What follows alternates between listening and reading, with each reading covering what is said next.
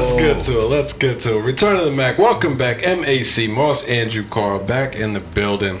What's happening, fellas? Not much, man. What's going on with you guys? Same old this same. week? It was a pretty good week. I got no complaints. Nothing crazy going on, but yeah, nice easy week. We had Monday off, right? That was this week? Yeah. Everything runs together. Yeah, short work week, so that makes it nice. Other than that, man, I've just been chilling. Father's Day was Sunday. That's right. That's right. Shout out to the fathers. How was Father's Day? Big ups. It was cool, What I do? Went to RA to eat. People took me out to eat. RA. Oh yeah. That's good a food, good restaurant. couple drinks and all that. Went over there. Got in the whip. Everything was cool. Turned the AC on. I just went like straight to high, like full blast high, right? I'm like, that's weird. The dial won't even like changing it. It was just full. I'm like, something ain't right. Pulled up to the restaurant.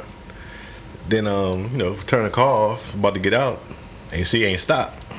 What? With the car off? Yeah, with the car off. That's crazy. Full blast. I'm like, oh, that's what you give it a smack. I did all that. I didn't know what the fuck was going on. I was like, yo, something ain't right. Stop. I'm like, oh, this shit gonna kill my fucking battery if this shit don't cut off. So then we was like looking up shit real quick on the internet just to see what people saying. Somebody's had to have this issue. Oh, girl was like, oh yeah, this ain't gonna kill your battery though. You be good. So I'm like, all right, fuck it, we here. Let's go eat. Go ahead and eat. Got out, got in the car, started up. It was good. It was still on. AC was still on. The whole time we was eating. Drove home. I was like, shit, we good. Got home. I was like, I'm gonna look up some shit. Might check it. Went like a couple hours later. Went outside and checked it just to see if the AC was still running. She was off. I was like, bet that shit stopped. Went back in the house. I'm chilling. I ain't got shit to do in the beginning of the week. First couple days, I ain't really go nowhere. Until I had to go somewhere. We're out there, went to hit the remote, unlock the doors. Nothing happened. I'm like, fuck. You already know what time it is. I was like, dog. You better hope that the battery in your key is like stop working. If I knew that wasn't the case. I just know that was the case. The key always is working. So yeah, battery was dead. Now shit been dead, so I gotta take it to the shop, get that AC shit fixed.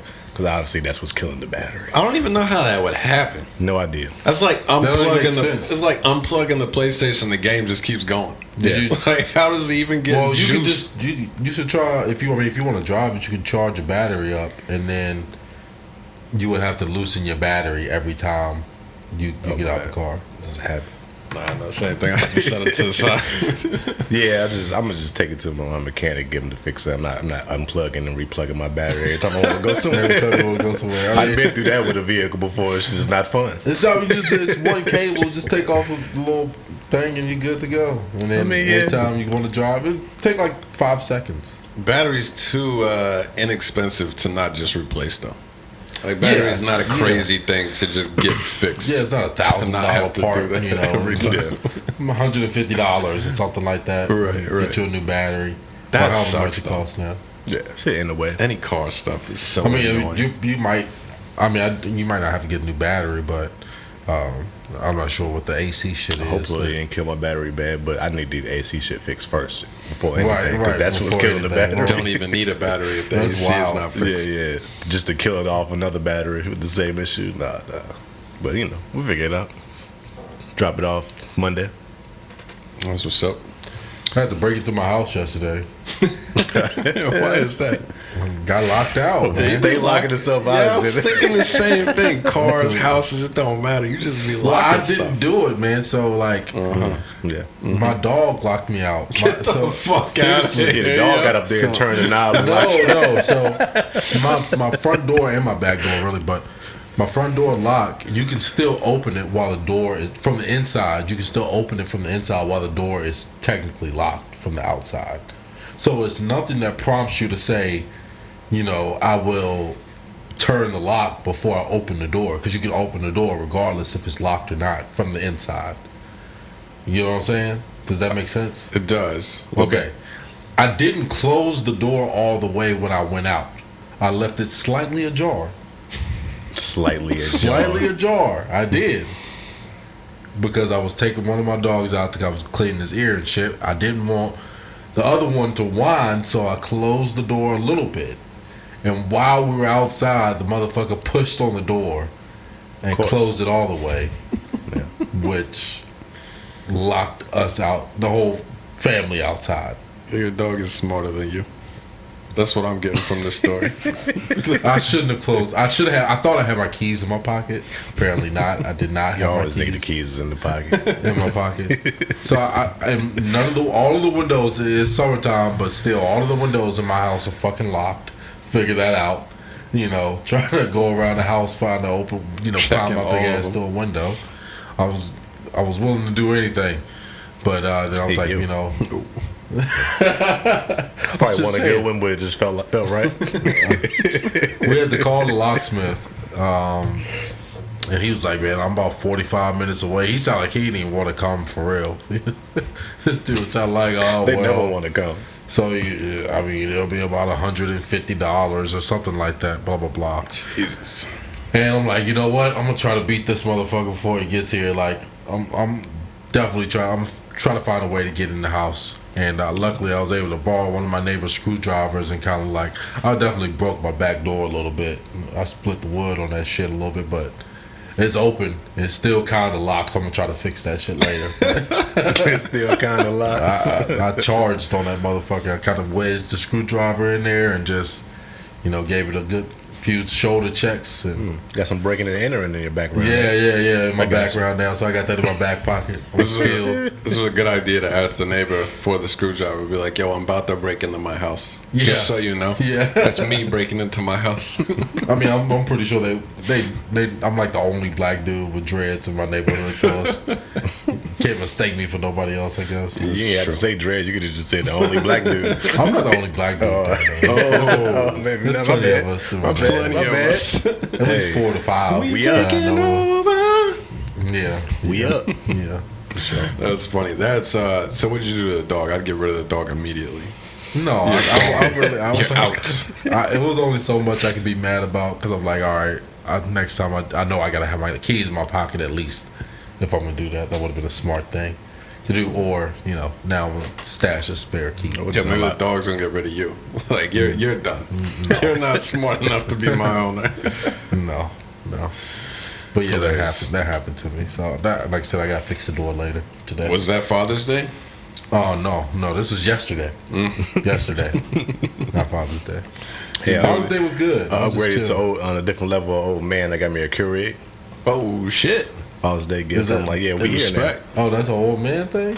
To have a coffee maker at the crib? Yeah, I think that might be more acceptable now for young people too, Maybe so. Across the world, yeah, people love fucking coffee. particularly in Across this the world. economy. Can't be going out for coffee every day in this economy. Right.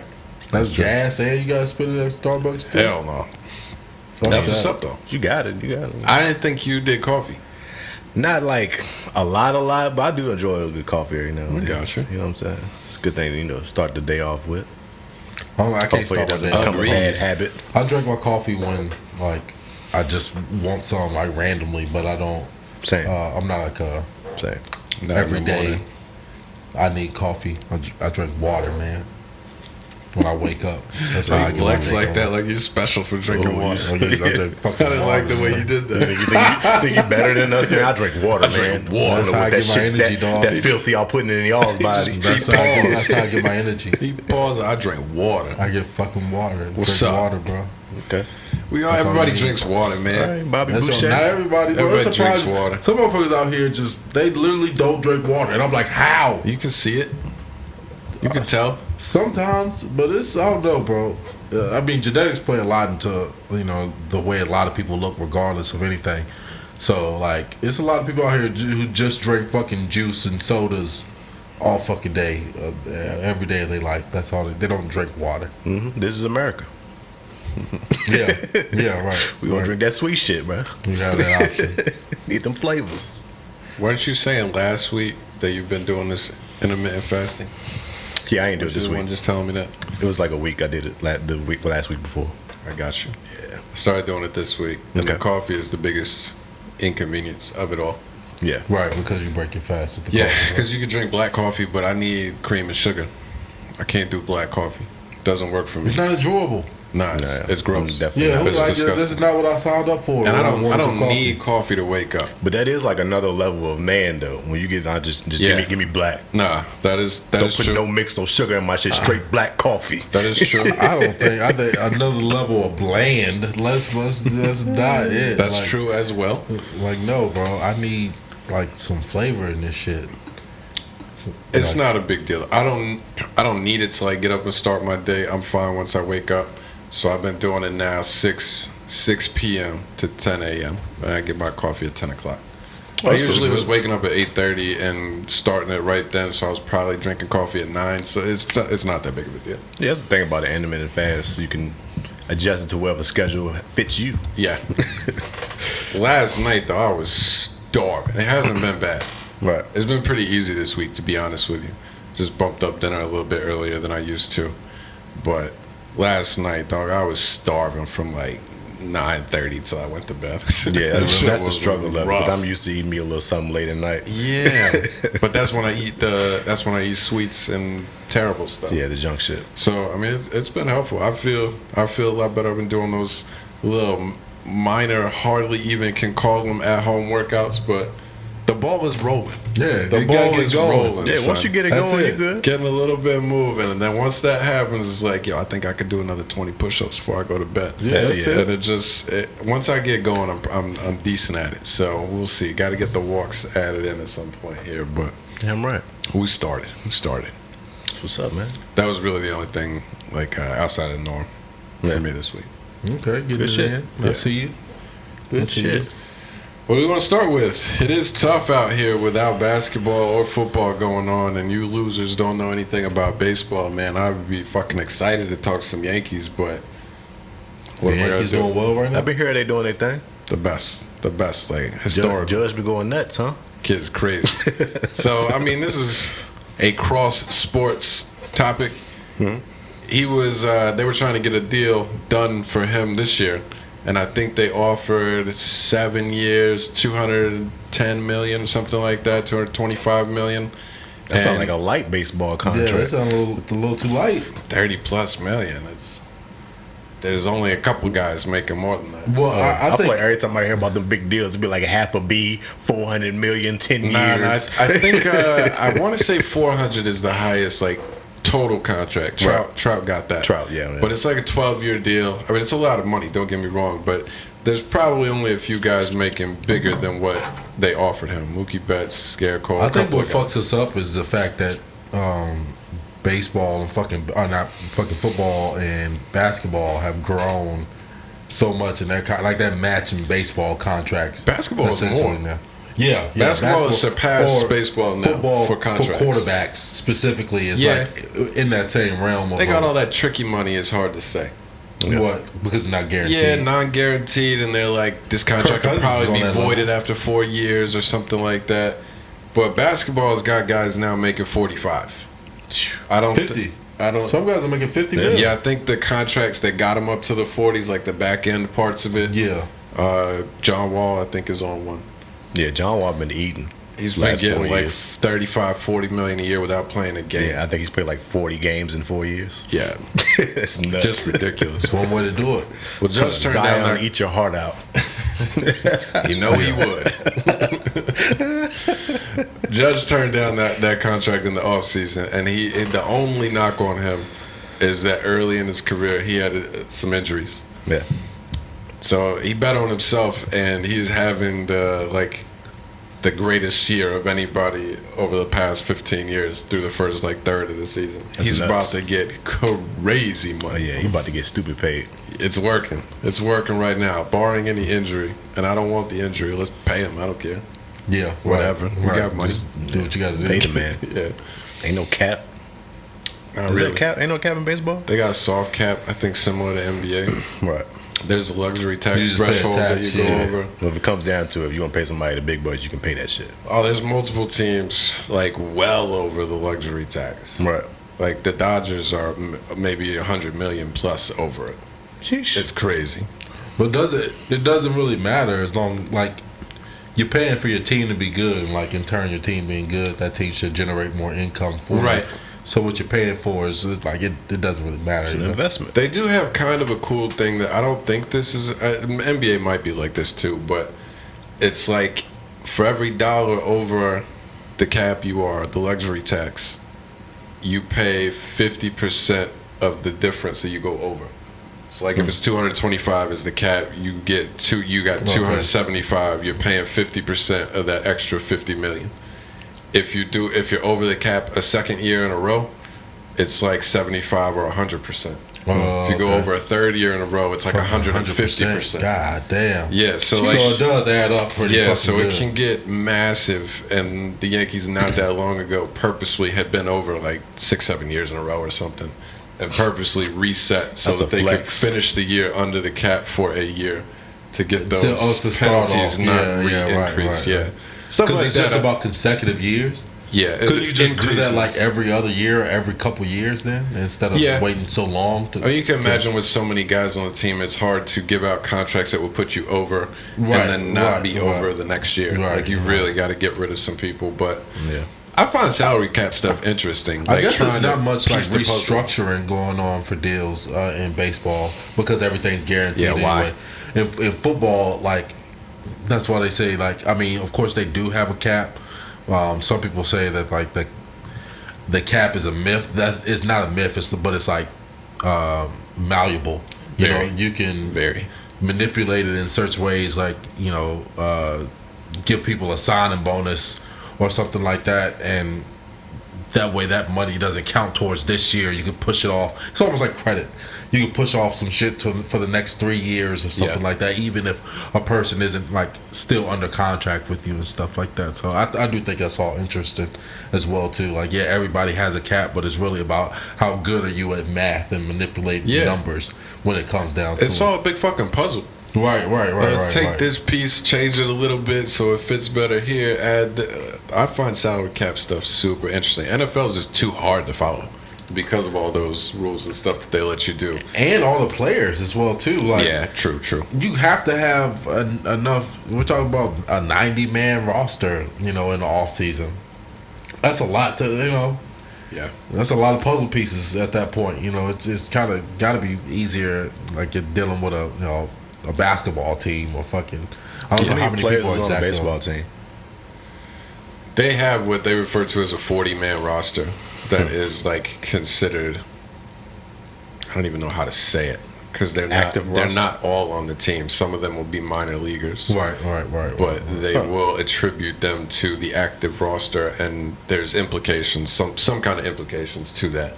Where if you trade somebody and you've got 40 men on your roster, they'll have to get rid of some guy just to make room, even though I think the actual team has 27 people on it, like at a game.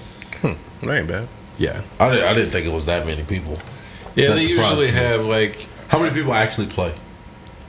So it's 9 on the field at one time, but the whole roster will get used. Really? Yeah, because they have. So you got 5 starters that are going to be pitching every 5 days, and then the bullpen will have like 10 people in it.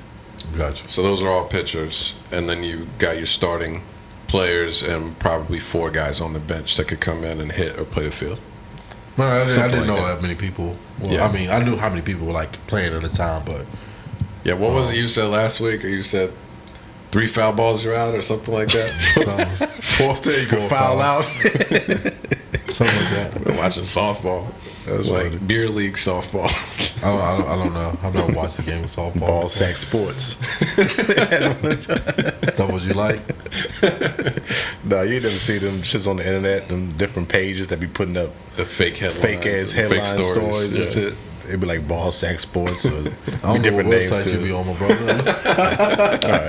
You just ain't never seen it, but he knows what I'm talking about. He's gonna twist it. Yeah, he's gonna twist it. I'm just saying, bro. The joke would have hit made sense if you knew what I was talking Might about. give your phone a virus, brother. You might want to watch out. I'm just saying. Okay. Yo, can your phone get a virus like that? Depending on what you click on, yeah, I'm sure. I mean, It makes sense, but I never really even heard of any. Can your phone get a virus? Is that what you said? Like the same way that like computers can. If you're downloading music or something or watching porn or some shit, they used to say like on your computer you're like easily could get viruses and stuff like that. I don't Yeah, it's hear about that possible. from phones. I think you know what technology is at a point now where it already fights off shit like that. Yeah. Or shit is already in the phone that fights it off. Yeah, So, yeah, you can, but I think your phone just blocks most of that shit for you without you knowing. gotcha. Y'all remember me telling you about when this Mac got, I forget what they call it, but it was like hacked. Infected. Not infected with a virus, but it was like hacked with malware. Oh, yeah. I told you about That's kind of that. the same thing. No. No, This was bad. This was like, it had to have been a couple of years ago. I was downloading music and shit, random websites all over the place, and I want to say it was like an old music, like 90s rap or something. Like I was trying to get the Biggie album or some shit like that. Way harder to find than just trying to download some random song that just came out. So I'm on all kinds of random, clicking it on Google, all kinds of websites, found a download link, and it was like on some German website or something. The download worked. I got the music.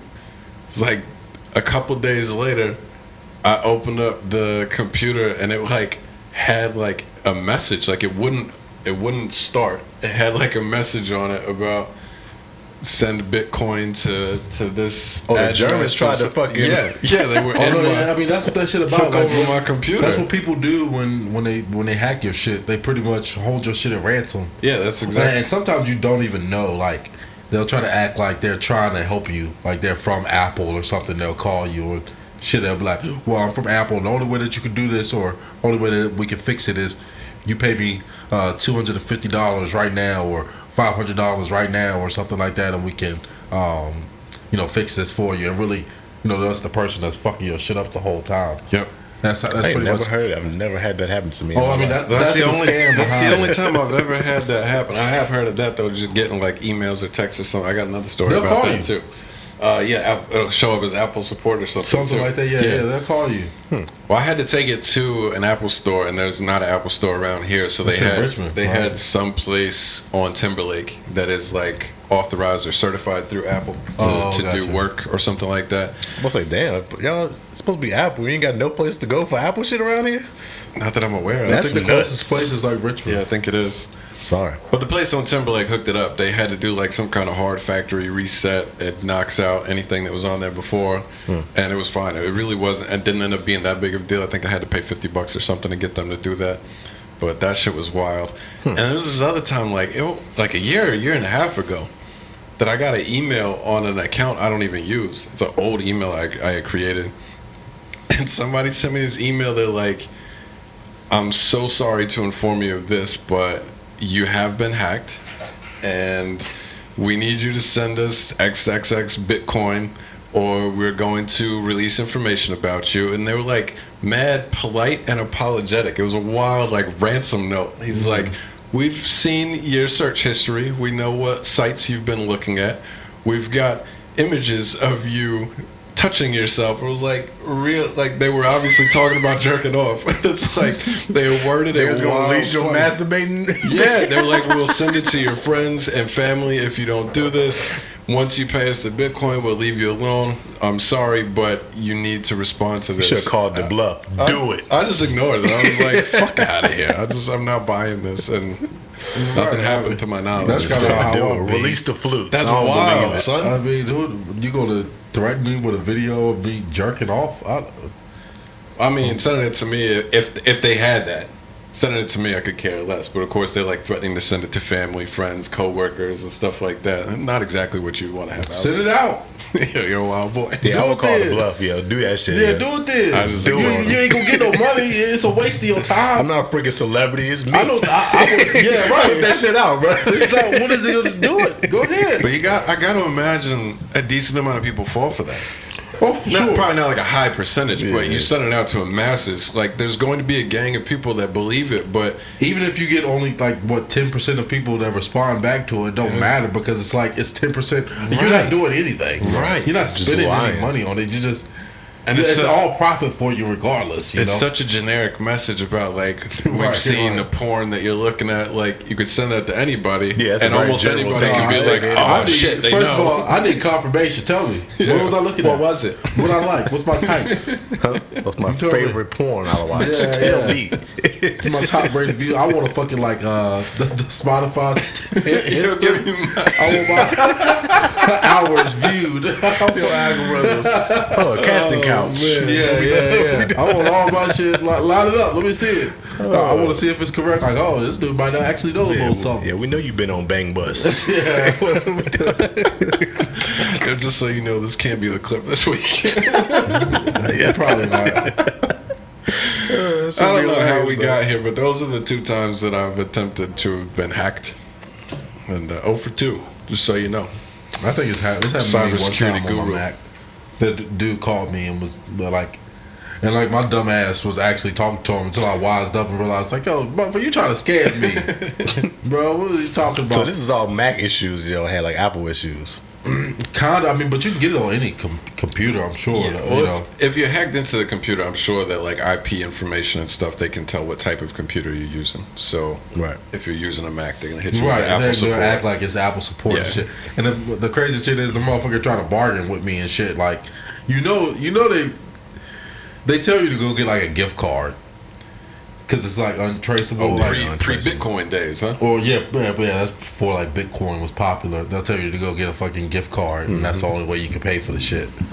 Like, yo, what kind of sense that make, motherfucker? Get your ass on somewhere. You want a money order? Right. I got you. Western Union. Let me get your address.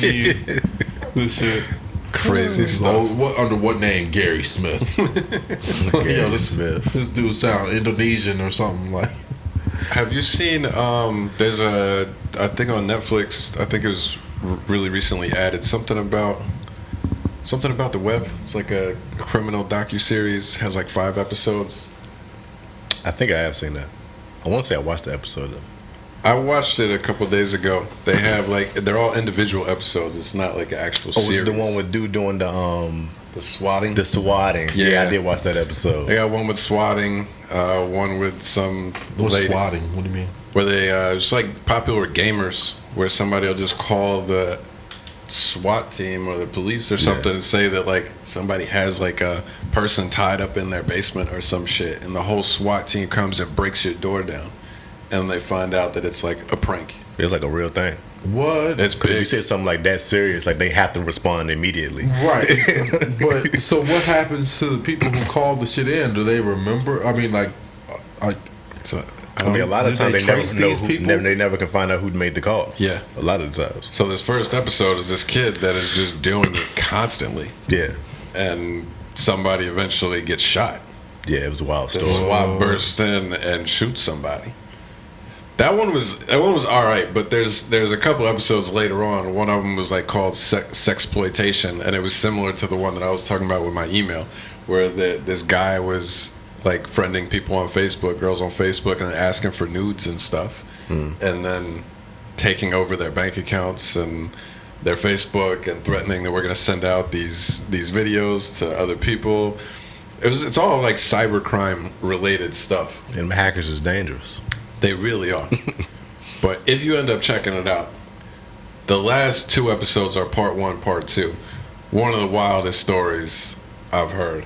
All What was I'm it gonna called check that again? out. Really, really good. Let me find it because I just watched it recently. so Netflix Web stuff? shit. It's Yeah. on Netflix. Yeah, I think Like an I just hour watched long. the SWAT one. I ain't watched the other episodes yet. That's crazy. Fucking swatting. Yeah. Y'all watch All American yet?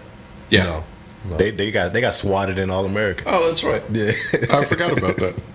Yeah, it was like one of the last few That's episodes. crazy, man. That's crazy. I couldn't imagine that happening to me. Cause like I might start shooting it here. I mean, as a black man, it'd be freaking scary as hell. Oh, you might die. Motherfucker SWAT just come and break down your door and you don't know you ain't did shit. Right. It's like, what the fuck is going Like, on? who pays for this? Web of make believe, death lies, and the internet is what I it's think I've called. seen a trailer on that, but I didn't watch Yeah. it. Some decent stuff. Interesting. Yeah, that was Some scared the decent shit stuff. out of me. I mean, while we're here, have you guys been watching anything? I saw randomly It started popping up. Money Heist Korea or Money Heist China or something like this. Oh, like we back. a spinoff of another country doing their version, and it reminded me of the original Money Heist. I still hadn't watched the last episode or last season, so of course I started that bitch back over. That's what I'm talking. Oh no, yeah. I just finished the third season, so I'll be done by fucking Tuesday Yeah, at the latest. that's what this I've shit. been binging the shit out of that show. That show might be in my top 5 favorite shows. All time. Yeah, I really like it that much. It's a really good show. It's a really good show. I don't know if I put it in my top 5 personally, but it's really good. I ain't mad at it. That's what hard I've to been rank watching. the top though, five. You have like recency bias It is and tough. a lot of shit. for sure. Um, That's all I've been watching this week, though, is binging on that. What y'all been Yo, watching? The Old Man. Anybody check it out yet? Nah, what is that about? All right, it's about this old man that used to I be in deduced like that. he used to be in like the CEA like 30 years ago or something. He did some shit that was kind of foul to some like a Arabian leader or some shit like that. So now they back coming after him, and that he on his like trying to evade them from capturing them type shit. Who It's plays the old wild man? shit. Jeff I forgot Bridges. the actor's name. Yeah, but he's pretty good. Good show though. Yeah, Shit's dope. fire. FX have some good shows. Yeah, yeah. They actually really do. It was at damn a good. point where they weren't missing. They might be the best Like cable. cable TV Yeah, for sure. Easily. shows, network, whatever. Easily. Because they actually, like, they still, like, I don't know, they show the shit that you want to see still, you know, Yeah. ultimately. FX was like kind of the first show. The first network, cable network, if I'm remembering correctly, that started like really pushing the boundaries on those shows, Yeah. including mad sex, mad language that like the Violence. shows wouldn't even come on until late at night. It was like The Shield and Nip Tuck were like two of their Oh, okay. massive early hits. Yeah. Nip Tuck was huge. Yeah, it was. The Shield is crazy good. I ended up watching that like way late, many years after it had been off. But that's a really good corrupt cop show. Oh, yeah. Never Yeah, heard of The it. Shield. I don't know if I watched that. I've been watching The Boys. Nah, I haven't. I'm not caught up on the last 2 Yeah. episodes probably, but that show is crazy, bro. This is the sickest show I've ever watched in my Yeah, life. that show is crazy. This bro. shit is just sick. The shit that they be doing in this Yeah, show they is take they it really be every pushing time. it to the limits. But it's a good on how show. sick they can get each Yeah, episode. it's a pretty good show. Do you like it still? Yeah, I'm still watching it. It's just wild. It's like they try to top the last episode, each episode. They Gotcha. with more sick shit. It's Yeah. wild. Wild shit. What have you been watching? Umbrella Academy. That's Netflix, right? Yeah. Yeah. I've been on that. I haven't even started What's that rewatching about? it because Shannon hasn't seen it. It's So like dark superhero shit too, right? not dark. 'Cause, I guess in some More violent. aspects, but no, not really. It's just more realistic. Like them just having their own individual problems and stuff like that. But it's not dark at all. No, So they ain't on the boys level up. nowhere near Being that. so fucking twisted. Not even close. Yeah, they were some wild boys on that joint. For sure. Is that like related? Is that a spin-off from a movie? It's a book. Okay. The Kingsman is what I was thinking of. No relation. Okay. No relation at all. To I don't that. know where I put that together then. Well, and I started The Bear too. Shout out to Lip Gallagher. That looks good. That looks really This is good. a pretty good Is he show. playing that character though? He's It not looks playing like that. it. The show is real shameless vibes. It's like Yeah. it's shameless in the kitchen. It looks. I the thought same it way, was. like- Yeah. I thought it was shameless when I was watching. That's what I said. They should have just did a spinoff on it. 'Cause It it's comes clearly up- what it looks like. It's in like Chicago too his and story. everything. Right? Yeah. I mean, he got like a whole different storyline and shit. I assume he But would it's at like this point. it's a good show though. I like it. If you like Shameless, you'll probably like this show. What's that one on? That's FX too, right? I think so. Is it FX? It might be. I watched it on Hulu, so I Yeah, think it it's is. FX, yeah, It pretty pops sure. up constantly on YouTube right now. They're Yeah. paying for the ad. Yeah. Getting that show out there. I'm gonna sure. check that one out though. It looks good. yeah, it was a good watch for sure. Anything else? Nah, man. Y'all want to get into this like NBA draft talk? Sure. It is FX, y'all right? Sure. The Bear. I didn't Stay. watch the draft. I didn't pay much attention to the draft. I was on Twitter that night, so I mean, I was seeing who was getting picked and stuff. But I was shocked at how little I knew about the guys getting drafted.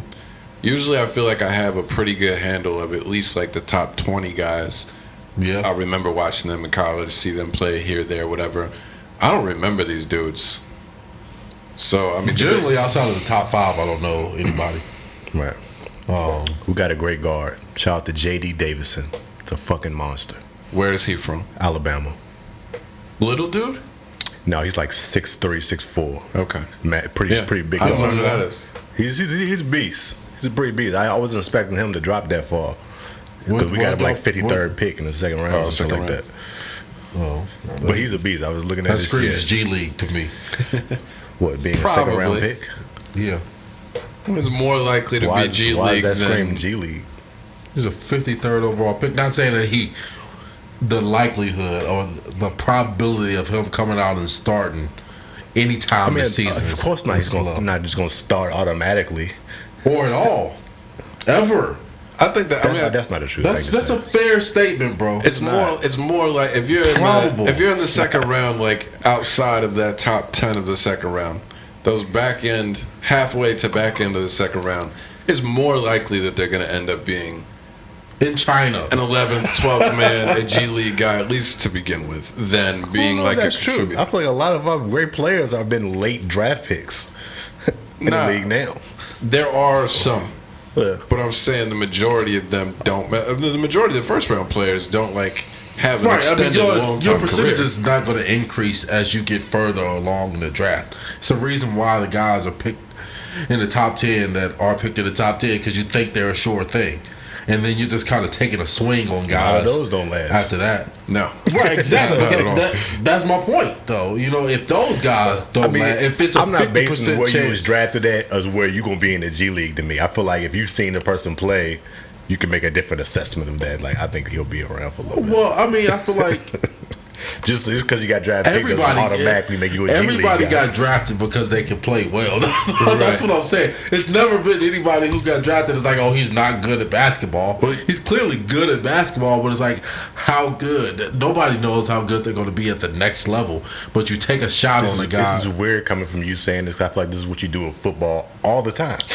Football's way different though because it happens more often. You remember when I mean, it's more players on the team, so yeah. right? Understood. Yeah. You drafted Carson Edwards like a year or two ago from Purdue. Yeah, I liked him a lot. That dude was a monster in college. That's what I'm saying, Had like right. 40-something point game in a big NCAA tournament Yeah. game, and he pretty much has been a guy that like at the end of the year he'll average per game like 4 minutes.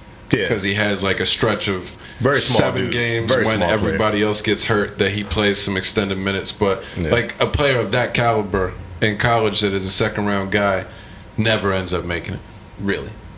So yeah, I can for see every Draymond Green that you have, there's 10 probably, other guys. I was going to say probably Right, come 15 on. or 20 second round guys that just never I guess play I just at all. didn't like how you just directly shitted on the guy. As soon as did I was, shit after I was on giving him. him praise, it was like, yo, you're not gonna do that. Like you ain't never seen Bro, this I guy was play like, at all. damn, You straight up you- shitted on. You said 53rd pick. I'm thinking, damn, the draft's almost over at that point, right? Damn. I mean, shit. Pretty close, yeah. You're talking about the end of the bottom of the barrel. He's a pretty good player. He has some development issues a little. He got developed a little bit, but you know I think he'll be pretty good. I'm sure it's just a lot on of size issues alone. that I you was may real high have. on Carson Edwards because of what he did in the Me too. tournament. Me too. 'Cause he was getting buckets, but he is a really small guy, and I think once he Where's got in the he at league, now? it really I don't know. He's not on the team no more. But I want to say China. I saw him play on another team, but I can't say that for certain. yeah, He ain't he seen might him. be going. Yeah. Yeah, I ain't seen him with nobody else. He just didn't work out with us. Whenever he got on the floor that year, he just wasn't the scorer that he was in college. Yeah. he wasn't putting up them type of numbers. It's But you hard know, to be Steph. I'm fairly he's certain. way smaller than Steph, so Yeah. he's like under 6 foot type guy. So when you're that little, you have to be even better of a game when you're that small on the court. I'm pretty sure that Jokic is a second round pick. I think so. That's crazy. Did you see to get a talent like that? Did in you, the you second see round? the Heat draft? But bro, That's what I'm saying.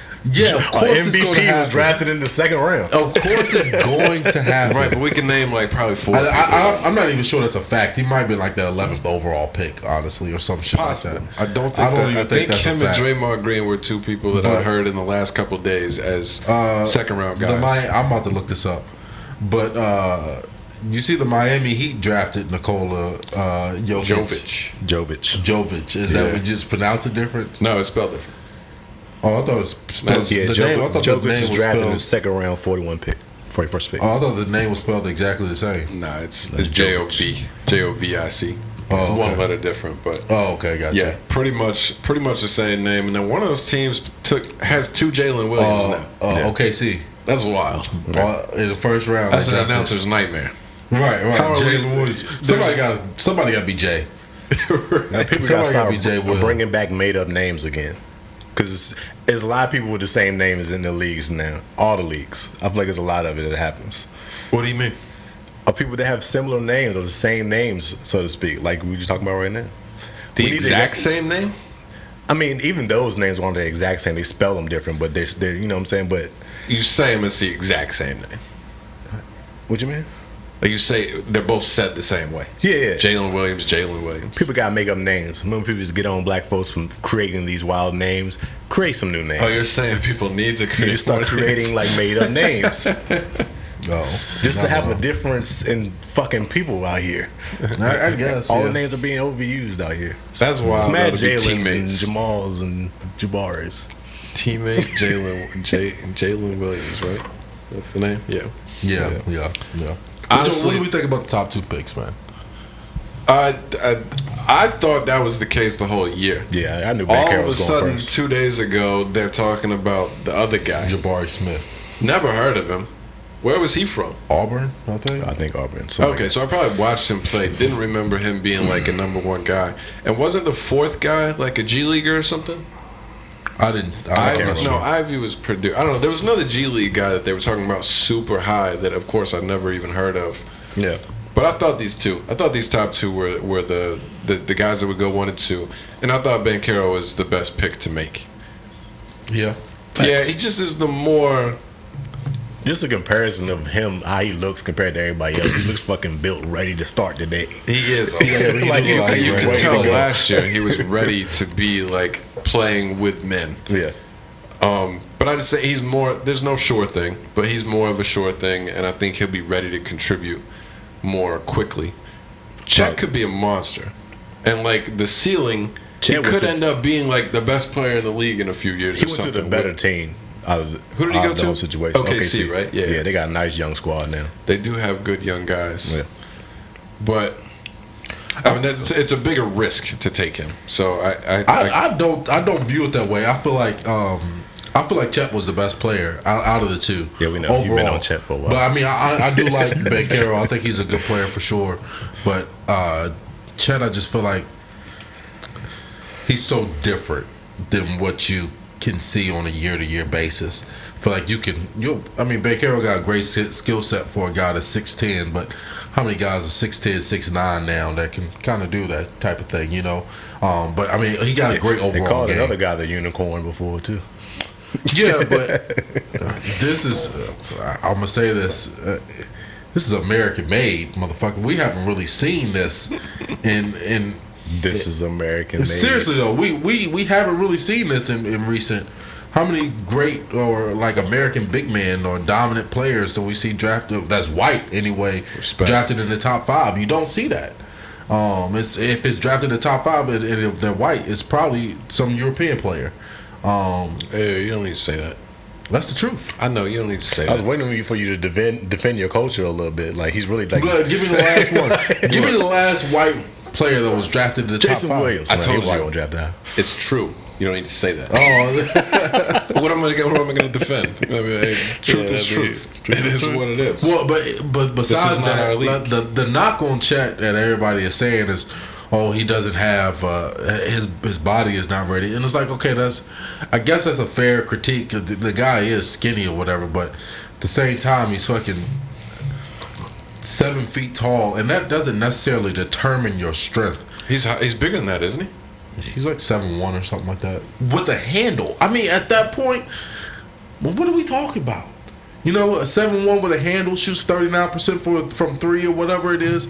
All right, so what are we talking about? Like, I think it's like I think it's more of an injury issue to me, to being that tall and skinny, 7 foot, and you're under 200 pounds. That you're a pretty frail guy out there with these guys battling. I don't think that determines anything. I feel like injury, you could be Zion's too big type thing, or even it's motherfuckers that are You just went from really extreme to extreme. Well, I'm just saying, it's people that are built, I don't know, I guess perfectly, or that are injury prone as well too. So it doesn't, all of that stuff doesn't matter, and you can't really determine that based on somebody's body type. I mean, I feel like it's not it. We've seen lanky players of his build be injury prone. Yeah, in the league. There's a history. Is KD injury prone? There's a history of guys over 7 feet tall having a hard time having a lengthy career, the knees, just the based legs, off man. of their body type. Is KD injury prone? KD got really hurt. I wouldn't call him injury prone. No, not injury prone by any means. So you have one. Like, KD's an anomaly. Yeah, I think KD is an anomaly. And look, Chet could be too. Right. I'm saying there's no way to tell that he won't be everything that you expect him to be. But there are a lot. Porzingis has got to be the best comparison because he did handle the ball. He had similar skill sets to Chet, and he's been unable to stay healthy his entire career. This guy's American made. This guy's tough. Shit. It's gonna make a difference. Don't mean shit. And look, you don't know that. We don't know this. I don't, but neither do you. And you're the only one that thinks that you're definite. I don't think it means nothing that you say. No, we regularly don't know the future, but you're the only one that just states it as if it's a go down there and battle against fucking Giannis. Yeah, like, no matter where you're from. He played very well in college, and particularly in the tournament, he looked really good. College basketball does not have the size that he's going to be playing against in the league. Facts. Obviously, he's big enough that, like, I'm not saying they're going to shut him down or anything, but he didn't have to deal with that stuff. And there was times in college where he didn't look dominant even against those kids. So we can go to Gonzaga. All the top players that have come to Gonzaga have not translated well in the NBA. But they haven't been Chet Holmgren either. Sure. None of them have. All of them that have been to Gonzaga have been beast at Gonzaga. They come to the league and they're regular as hell.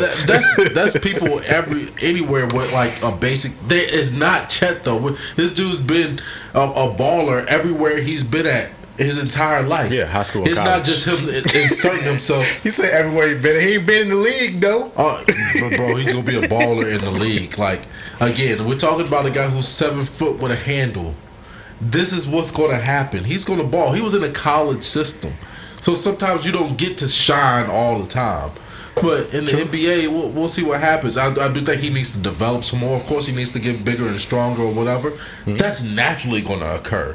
One thing I know about this dude, they say he a fucking gym junkie. A gym rat. He loves the game of basketball. They're just saying he's white. No, that doesn't mean that. No, that's exactly Kobe was really hard. Kobe was a Sneaky gym athletic. junkie. Like those, Jordan was a gym. Psycho. I'm not necessarily comparing them to that, but I'm just saying. What are you talking about right there? Just all the fucking NBA players work out. They in the gym with it. What are we talking about? Like we're not gonna put it in because Kobe did it. Like that's but it's being a in the gym between is a Kobe level working thing. out like J.R. Smith and working out like a Steph Curry. Like that's what I'm saying. Like it's different levels of work ethic. You can always say that, and what I hear about this dude, or what they say is like he don't leave the gym, like that's what he do. And I mean, look, you think he's gonna be KD? I don't think he's gonna be as good. I mean, as great as KD. I'm not saying that. I mean, KD's black, but let's start there. But I think he's gonna be a great NBA player, like fantastic. I think. It's just hard to defend.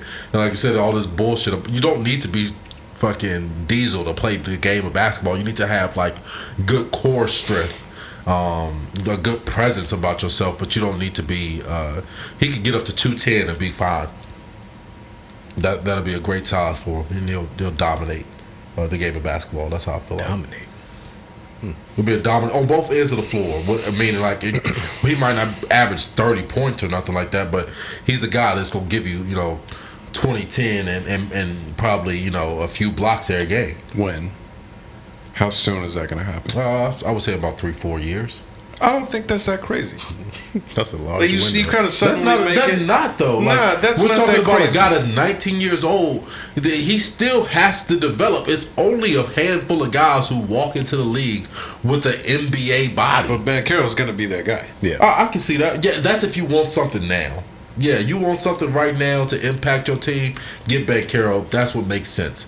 But if you want something that's going to impact your future and carry your team, possibly. That's for anybody and everybody in the draft. But what I'm saying is, like, nobody has the upside that Chet Holmgren has in this draft, of course. No, it's not even close. We're like what we're talking about, you know? I'll go with that. I'll accept has that. the upside. They all have an upside. And upside, you gotta see not, what's going to happen. Bro, we're talking about, again, a 7-foot guy with a handle Yeah, no, there's an upside that that can shoot. if he reached max potential, nobody else can be that size. I'm That's with the that. name I'm fine of the with game that. of basketball. I'm fine with his potential being the highest ceiling. I'm fine with that. I think there's a really And the floor is good too, though. Like where he's at right now isn't like you looking at it like, oh, this dude's gonna bust out. Like that's not what you're looking at. You're like, oh, he at least can be a decent player in the league. Yeah, I think he'll benefit from the squad that he got drafted to. Just because they have a good young core of guys that get buckets, do a lot of different things. Right. They got a lot of good young guys. OKC can, which they have a fantastic draft record. OKC, That they do. They drafted well, so they're looking at it and saying like, okay, we don't need this guy necessarily to be a superstar now, but we would be silly to pass up on this dude. You know what I'm saying? Like what he could potentially be. Yeah. We're just not gonna force him into any situations. Yeah. Let him develop naturally and watch what they get out of it. It's just going like if they had the number 1 pick, they would have picked Chet. You know, they wouldn't have picked Banchero. I don't think that. I don't know. No, I think they would have picked Banchero. I think people are really excited about them because they have young talent and so forth and so on. Of course. They're going to suck again next year. Probably. Like, they're picking number 2 for a reason. Yeah. They were by far one of the bottom 3 teams in the league. Facts. There was a stretch there where they were losing. They lost a game by, like, 70. Yeah. Like, they got doubled up. Record. Like, they're not close to being good. They have good pieces that eventually may be all right. So, good individual taking players. him makes sense. Yeah. But I don't think they would have. You know what Banchero reminds me of? He reminds me of, like, everything you thought Ben Simmons could possibly be is like big. I don't know if that makes sense to anybody. I don't. Like, do you think he just has the same light skin and? No, I mean I feel like size and like the game overall. Like Banchero gonna take it to the cup. Like I mean he does have range to shoot the ball. Of course, he can shoot it. But this is what you expect Ben Simmons to do at this point in his career. Is what I'm saying. Like to have a game like Banchero. Like this is what you would probably would have imagined for Ben Simmons. I know that like Banchero's not like known as much as a passer, but he can pass the ball as well too. I thought that was his best attribute. Yeah, he can make some pretty good passes within the lane. He was really good passing. Yeah, I think he has pretty good court vision overall. So like that's what I'm saying about it is like that point forward type of position. I think he can maximize that a way that Ben Simmons never could reach the potential of, or never did anyway. I'll go with you on the point forward thing. Yeah. He was too good of a shooter, and Simmons was too bad of a shooter to ever think that Simmons was going to be him. But I get what you're saying from a run the offense, pass well kind of thing. Yeah. I think he's going to be really good. As much as I hate Duke, he was really fun to watch. Kid's just talented. Yeah. He'd crush you on that mid-range shit.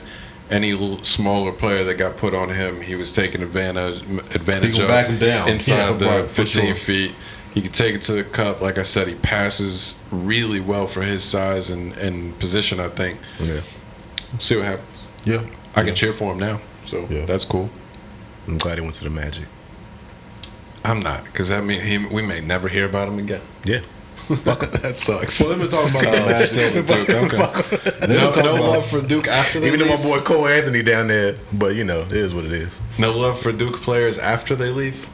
I mean, it's hate him in still the kind NBA? of, I still feel like he's still a Dookie at this point. I understand. Give me a couple years and I may be off of it. That's fair. That suit he wore was awful. Terrible. That was the ugliest thing I've ever seen. The suit. The purple suit. Oh yeah, that was trash. What was the shit he had on him all over? I have no idea what that shit was. He called Medallions. them. Was They it like weren't flowers? diamonds. They were Do you like know what they were of? Or they were? they were rhinestones. Oh, I But- did hear him say that. Yeah, they were rhinestones. But I'm just like, bro, what? It just looked awful. It was a bad look, and I hate to see the chains, too. I just hate to see the big ass Really? rapper chains. Yo, that I mean, yo, I do too. Yo, but I'm yo, surprised. yo. No, you've said this before, and I was surprised when you said it back then too. Yeah, it's I know the it's a college bad players look, is I feel getting their checks now, but these motherfuckers is coming in with Richard Millies and fucking $100,000 chains on draft day. That's nuts. I don't think they Him and paid for Chet those had yet. Richard Millies on. I don't think they've paid for those yet. it's credit. Yeah, Probably they, credit, they know but you're that's- about to get. You're a top 10 pick. You're going to be getting You your get money. you get a $10 million line of credit. Chet had a massive He had a piece too. the dice. Yeah. Interesting He piece. looked like he He had a around. Richard Millie on too. I'm like, yo, Chet that's a freaking invited to the cookout. $200,000 watch. Yeah. That's crazy. Nuts. That It's is a bad crazy. investment starting out, but hey, I mean, what can I tell a person who's going to sign a These motherfuckers getting $20 money, million boy. contract or whatever it is, starting out? So Yeah. hey, I get you don't nuts. necessarily consider it a bad investment yet. Big money. I think that Chet video that we were talking about earlier in the week, Of him saying that he's, they asked him, who's the best player in the league or Yeah. something like Yeah, that was a that. couple months ago. Yeah. And he said me. Oh no, this was recent because he said me in a couple in a couple months. months. Yeah, it was So a I couple guess months. maybe it You're was- right. It was, Okay, yeah, I'm that sorry. it was the day of the draft they were showing that video. Got you. Yeah. I don't have any problem with the confidence or whatever. Say whatever you want to say. I think that was a stupid thing to say. I think that video has future bad implications. Facts. I think we're I feel going to like be looking anybody at that in that comes 3 out- years laughing hard. I feel like anytime we've seen somebody be that arrogant before they've entered the league, Josh it never Rosen really vibes. plays out that well. Because everybody in the league remembers what you said. They heard that shit. So now every time they play you, this motherfucker think he gonna be the best in the league. I'm gonna show this motherfucker tonight. I'm gonna be on his ass. Yeah, you're but just, then, it's yeah. applying extra pressure to you when you get in the league. Then you also have to go out there and stop a 7-footer from driving you to the cup. Like that's the task at hand. It's not you guarding another 6'9", 6'6" guard out here. It's you got to stop a 7-foot dude from taking you off the dribble. It's a great thing there's mad 7-footers in the league, so I'm sure they'll be all right. Not that can move and dribble like that, bro. This is not something that you've practiced. You don't have. You haven't win against this like on a regular basis. This is not what you see when you're practicing here. This is What are we talking about right now? bro. There's Giannis in the league. There's a Jokic in the league. There's an AD in the league. We've got guys in the league that are better than that guy. Yeah, I'm not. But I don't know, man. I'm just I don't saying. know. It's going to be a new Zion situation. It's Yeah, just the it guy is. I who's- can see it. I don't see him. I The think guy Zion he's has latched the potential to be onto. a much better player and has a overall higher ceiling, I think, than Chet. But I just think it's crazy to me that people don't think he's going to be a successful player. I feel like, what numbers are you not adding up? I wouldn't in agree your with that. I head? don't think he's not going to be successful. I think he'll have success. Yeah, sure. Yeah, right. I feel like he's I going to be won't rehash it a all. a household name type He player. kind of is already. Yeah, people know. But Because of how people unique are he in the is draft and then stuff. fade off. I don't feel like he's gonna fade off, or if he does, by year 3 or 4, people gonna be like, "Oh shit, what are we looking at?" But he's now. he's different. He's been talked about since high school. Yeah. Like, he's so unique that he's getting more. He gets more recognition than other players. We're getting a lot of attention. I don't even mean that in a bad way, but he was on our radar as like, look at what this kid is doing to high schoolers, and it wasn't like taken serious as like he's about to be dominant. It was like kind of a laughing thing. Look at him Yeah. playing against these kids. Yeah. But then he goes to Gonzaga. He's the #1 recruiter, whatever. It's like, wow, wait till this guy. I mean, he's been on people's radar for so long. I think he will be a household name easily. I hope he does well. It the just only feels way- like this is one of yeah. those situations where you called that he was going to be the man a year ago. So now you're latched on, and there's nothing that can Yeah, be he's- said he's that will been get us all back in. to a normal conversation about him for the next 3 years. He'll be a major A household part name, of our podcast. though. I think the only way he becomes a household name if OKC becomes a good team in the West. Sure. Because like, if you're not like a basketball junkie and paying attention to basketball and shit all the time, you don't see OKC games. Right. For Like sure. for the last few years. If like you're a massive basketball fan, you don't see him. yeah, true. OKC Like, you games. don't see OKC games. You're not paying attention to OKC games. Like they have to become a winning team before he becomes a household name. For sure. They're not gonna be trash and everybody know who he is type shit. And that might take a few years. That's fine. It's Yeah. part of the rebuild process. Yeah. Same thing with Golden State. Went great when Steph got there. I'm not comparing them to Steph Curry necessarily, but Golden State seems to have the knowledge or the the approach to build the thing through the draft, and it takes some time to do that. Yeah. So, But they all didn't really become household names till they started being a winning team. Yeah, right. or at least showing that they can compete. Yeah. And then at that point, it's the sky's the limit, dog. Yeah. I'm just saying. But speaking of, I don't know if you guys want to switch the subject right now, but All right, you said you want to switch lanes on us. What you got? yeah, I was speaking of Chet being arrogant. There was another guy that was accused of doing the same on the I Am Athlete podcast. Chase Claypool was on there recently. Your boy. Yeah, I guess, and I guess. he went on there and said that he was top 3 wide, or that he knows he's a top 3 wide receiver in the league. What do you guys think about that? Do you think that's arrogance or confidence? It's good to have that confidence, but he's not. So it is what it is. I think it's obvious he's not. Yeah, it's not I even think close. it's obvious to all parties, himself included, that he's not. But I do agree that, like, if he said that he has like the potential or it's like his goal to be, I think he can certainly, like, his measurables say that. And if you looked at him, if you lined up, you'd probably be like, yeah, I mean, I'm sure he could be. Why not? Like, this dude is freakishly. Well, again, the only other guy comparable to Klay Thompson, like, I keep saying Klay Thompson, Chase Claypool, like, body type wise, would be Megatron, like, one of the greatest wide receivers of all time. Is Calvin he that Johnson. big? He's Yeah, Chase Megatron Claypool. size?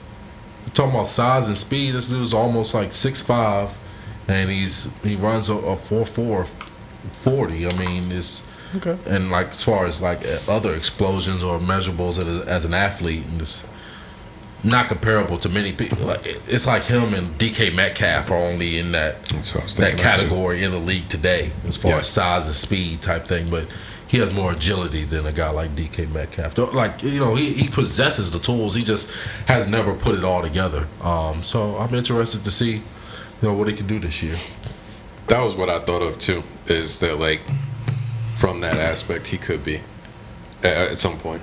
Yeah. I didn't think anything of the comments because honestly, it feels like everybody that goes on a podcast says that about whatever it is, their position Yeah, in man, their people be league. hyping I'm him the up. top 3. I'm whatever.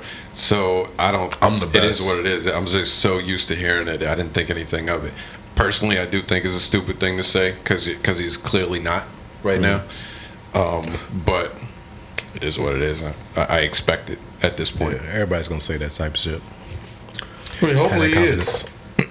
Good news for me. I'm sure you hope for that, of course. Good news for me if that happens, but we'll see. And I do think quarterback play has held him back. That makes sense. In recent years as well. Makes too. a big difference. He hasn't played with prime Ben ever, so he's really only been with old man Ben. So hopefully, we maybe inserting some youth in that quarterback position for the Steelers will get him. He called out that he thinks he's going to get 1,300 yards and 10 plus touchdowns this season as well too, and he thinks that the Steelers will win at least 13 games. This is all his predictions throughout this podcast. So hey, Very hopefully positive. it comes true. This is all great news if that happens. Very but- positive fellow. Yeah, Everybody wants to be a optimistic. savant out here. We'll I see. called it. We'll see. We'll see what happens. But did you want to get into that clip? Yeah, the from other clip I podcast? saw I didn't watch the interview. The other clip I saw from that interview, though, was him talking about, I think we were I don't know why we were talking about this we were cry shaming. Yeah, that one. He was talking about posting the shaming. video of him crying or whatever. And basically his stance on it was he was saying, he's been a big advocate for mental health and stuff and was kind of hesitant to put it up because that's not really like the most acceptable thing to put out there. It's looked at funny by a lot of people. We were talking about it, like if you put up the post or the picture or video of you crying about something that had bothered you, it was the death of Dwayne Haskins. Dwayne Haskins. Yeah. It looks like you're just like looking for attention or looking for people to feel bad for you or whatever. But he was saying after thinking about it and stuff, he felt like if I can't I'm telling people that they need to accept their mental health or work on their mental health and get help or whatever, I gotta at least be man enough to put myself out there as well. Kind of, I took it as just talking about vulnerability in general. But I don't know. I was just curious what you guys thought about that. I think maybe we might have differing opinions on this. I just always feel like it's one of those things. It's almost insanity to think while you're crying, "Oh, I'm going to record this." I don't get that part of it. That part to me seems like it's not genuine. It just, how could it be if that's what you're thinking of? You're not thinking of that person in that moment, or really what you're thinking about recording it to post it for attention. I don't get how you're really upset right now. I mean, I don't know. It's, to me, I feel like it's just something I don't understand. When this is your experience, but you like, it's such a bad experience for you, but you feel like you have to record it and hold on to this experience. Mm-hmm. I don't get that. I don't get that part. I think it's like I said before. It's back to those things that we don't use the internet like these young people do it. They want to post stuff like that. They want you to open yourself up to their fans or people that follow them and shit. That's just what he's doing. I like how he's trying to make the flip. Like, you know how rappers be like, when I show my jewelry and my Rolls Royce, it's not to stun on y'all, it's to, inspire.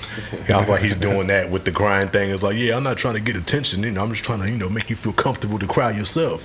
It was like, all right, cool. Kind of the spin, it's like, cool. I see what you're trying to do there, but it's still like you're still doing it for attention. Like, you don't want to make that post and nobody responds to it. Right.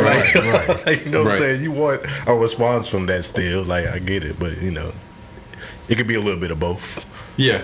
Playing. I think there's other ways to bring awareness. Like you could just talk. You can just talk about it. You can just say what you gotta say. You can be emotional when you're talking and stuff like that, but I just feel like, and that's genuine. Like, when somebody brings up the subject of something you're doing an interview, and that just happens to, like, whatever it is sensitive enough to cause you to cry while you're talking, that's a genuine moment. Like, that's something that's just captured at that point in time while you're expressing your feelings. Right. But you won't crying first, then pick up your phone and then continue to cry while you record it. I can't believe that. Yeah, I'm sure it was. You get what I'm saying? Had to be a few takes. He had to try to keep the tears. Right. Keep the tears rolling. You know what I'm saying? I can't believe that. I'm sorry. It just, to me, it just screams fake. It just does, and I can't. I don't know. I can't overlook that part of it. Yeah. I don't know if I ever saw the video, so like I can't really comment on exactly. It's not a long video. What he posted. It's like a 10-second video of him just crying and just saying like, "I'm sorry, bro," or "Sorry, I miss you, bro," or something like that. Gotcha. Oh, and he was talking to Dwayne in the post. Yeah, that's what I'm saying. That's where it's extra for this me. This is crazy. It's insanity. Yeah. That's all I'm saying. Like, that's a different level. When you start talking to the dead person through Instagram, who are you talking to? It's the same shit to me when people post their prayers and stuff like that online, or show that you're writing a letter to. Who the fuck are you talking to? You're writing a letter to God, or you're posting it online? Yeah. Who's this for? Is this for you and God, or is this for everybody else to see that you're you're fake? For everybody else to see that you're a godly person. You get what I'm saying? Like, that's not really what it's for, and you'll never get your blessing, because your blessing is you already wasted it on everybody else just to show everybody that this is what you wasted your blessing on everybody. That's what I feel like. What I'm saying is like, that's just funny to say. Your blessing now is like the attention that you seek I feel off like of anything it. that you post on your Instagram is going to be intention based. I don't think you can remove that, because if you didn't want attention, you wouldn't be posting it. No, I was gonna say the same thing. It's a little bit of a fine line with social media. Anything that you're sharing, you don't ever put up something that you're like, I hope nobody reacts to. Oh, for sure. Like, there's a reason you're sharing it is whatever. So I mean, of course, there's a portion of just being on social media that is attention seeking in a way. Yeah. But like these intimate or like private type moments, like, again, I don't know, it just seems you posting a prayer and shit like that online, or not like you praying to God or something like that. Like, why would you? I don't get why would you post that personal moment or to like, what are you trying to portray here? I get what you are, but to me it just seems fake.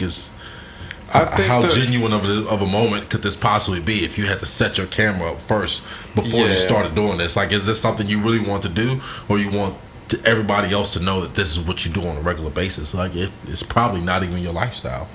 Yeah, I would say probably the majority of those posts are more of what you're talking about. Right. I do think that is the more common reason why somebody's going to share a moment like that, or even talk about certain things publicly. Like I said, I didn't see the video. I've never cried on a video, posted it, shared it like that. So I also find that a little bit odd.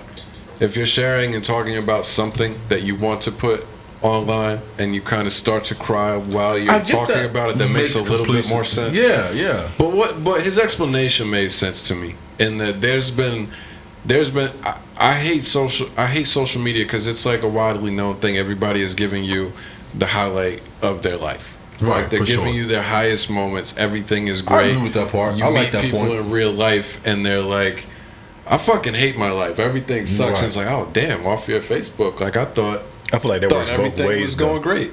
People can pull on sympathy too to get that attention as well. 100%. On both sides, 100%. And like I said, I think that's more of what people are doing. Right. Is looking for sympathy.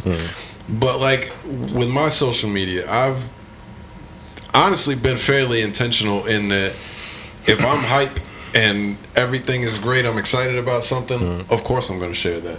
Just like most other people are. But I don't like feeling like that's the only thing that you see of me. That's not who I am. Right. I have high moments, but honestly, I have a lot of low moments.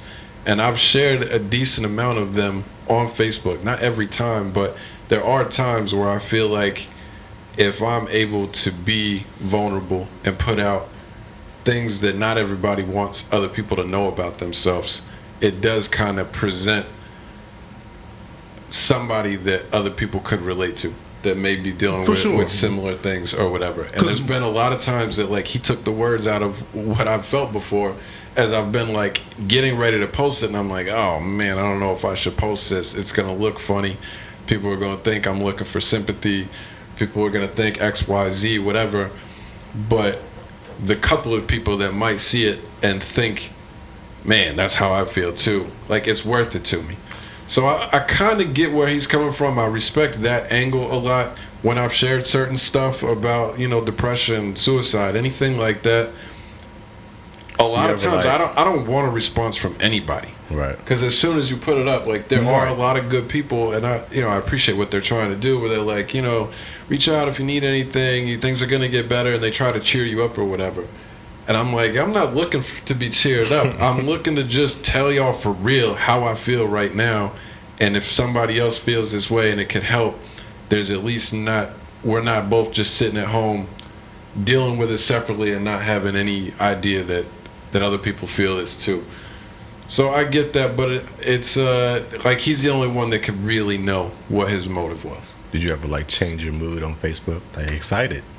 I don't believe so. Don't believe I've ever used the mood excited options. I've never. The only thing I've used in that little category is watching. Right. I am watching this. But no, he's the only one that could say honestly to himself, were you looking for other people to feel bad for you or give you attention? I tend to think that's more likely because it is more likely in general, and because he's such a presence on social media. Right. But I don't know. If he truly is genuine and what he was saying in the interview is real, then I respect that motive. He's the only one that knows that, though. I ain't mad at it. Do your thing. Teach his own. Yeah, it is what it is. I like to keep it real. Like, you don't know shit about my life if you look at my pages. Yeah. I got a podcast. Right. That's about as far as you gonna take. I got a child. Maybe you might see my daughter ain't that one then. But that's as far as it's going. I'm not gonna get that deep in depth of what's going on with me in my life by looking at my pages. Yeah. Now, a lot of people carry it that way as well. Yeah, I just always feel like, I don't know. I feel like, I get from your stance, and I feel like, more people probably feel the way that you do when you breaking down that fake perception of social media or whatever. Like, most people probably feel the way you do on a day-to-day basis. So it is nice to put something out there that's relatable, but I also feel like at the same time, like, I don't owe these people nothing to necessarily give them that kind of window into my personal life. A lot of people anyway. It's just like only people who need to know about this type of thing are the people like I relate to on a daily basis anyway. Yeah. That's how I be feeling. So it's like almost like like for my mom's birthday and shit. I used to post. I don't even have a Facebook anymore, but I used to post something for her every one of her birthdays. But I got to the point. It's just like it's not like I felt like I was obligated to do it or nothing like that. But I just almost felt like who am I doing it for? Yeah. You know what I'm saying? That's how I be like feeling. I'm only getting myself emotional. Doing this type of thing, and it's not like that. I wouldn't get emotional anyway, because of course it's my mom's birthday and she's not here. Right. I can't celebrate it with her anymore.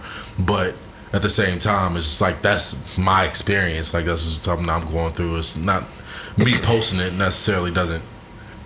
I don't know. It doesn't do anything for me, or I'm not sure. Like I just wonder, like, what am I doing it for? I'm not doing this for everybody else. So there's no point of me posting that. I know what it is. My family knows what it is. We celebrate that day together as a unit, as a family. It's none of anybody else's business, because if you don't know it's her birthday, then why? You know what I'm saying? Like it's not important to you. Like it means nothing. So why am I sharing this? So it's just another day for everybody else, and that's how I carry it too. Like it's our day to celebrate as a family. I don't have to open up to everybody else, and because honestly, you don't care. That's how I feel anyway. Yeah. That makes sense. I understand that. Yeah. What else? Anything else on that? I'm not trying to cut that off. I'm good. No, I mean, I guess the only other podcast piece is Mike Tomlin on they seem like they're going back and forth here. The Pivot and Somehow IMF. made this a whole Steelers segment. Goddamn. I mean, kinda, sorta. But yeah, that was just a really, really dope interview. It was. I was good. going to ask, did he have anything interesting to say? Because football talk, press conferences, stuff like that, he's one of those guys that doesn't have anything interesting to say on purpose. Yeah. Right. Like, I'm not trying to be a part of this. Similar to what you were just saying with all these posts and so the team is going to handle what we need to handle. I don't need to talk to y'all about it. He wasn't really saying nothing messy. As a bar. He dropped some gems in that joint. He was saying for a sure. lot of quotables. I was like, oh, that was a bar. That's him. Yeah, That's he has some Mike bars Tomlin. in that He's joint a- for sure. I really the like hearing quotables. him talk. So I appreciated it. A lot of respect for Tomlin. He was saying one good point he made. He was just like, I hate coaches that resist, or he said, I like coaches that resist the responsibility of coaching. Yeah. Like he was saying, that was good. he said, I love reading draft evals. It's kind of the same shit that I'll be on, is like where they're talking about anything other than a player's pedigree.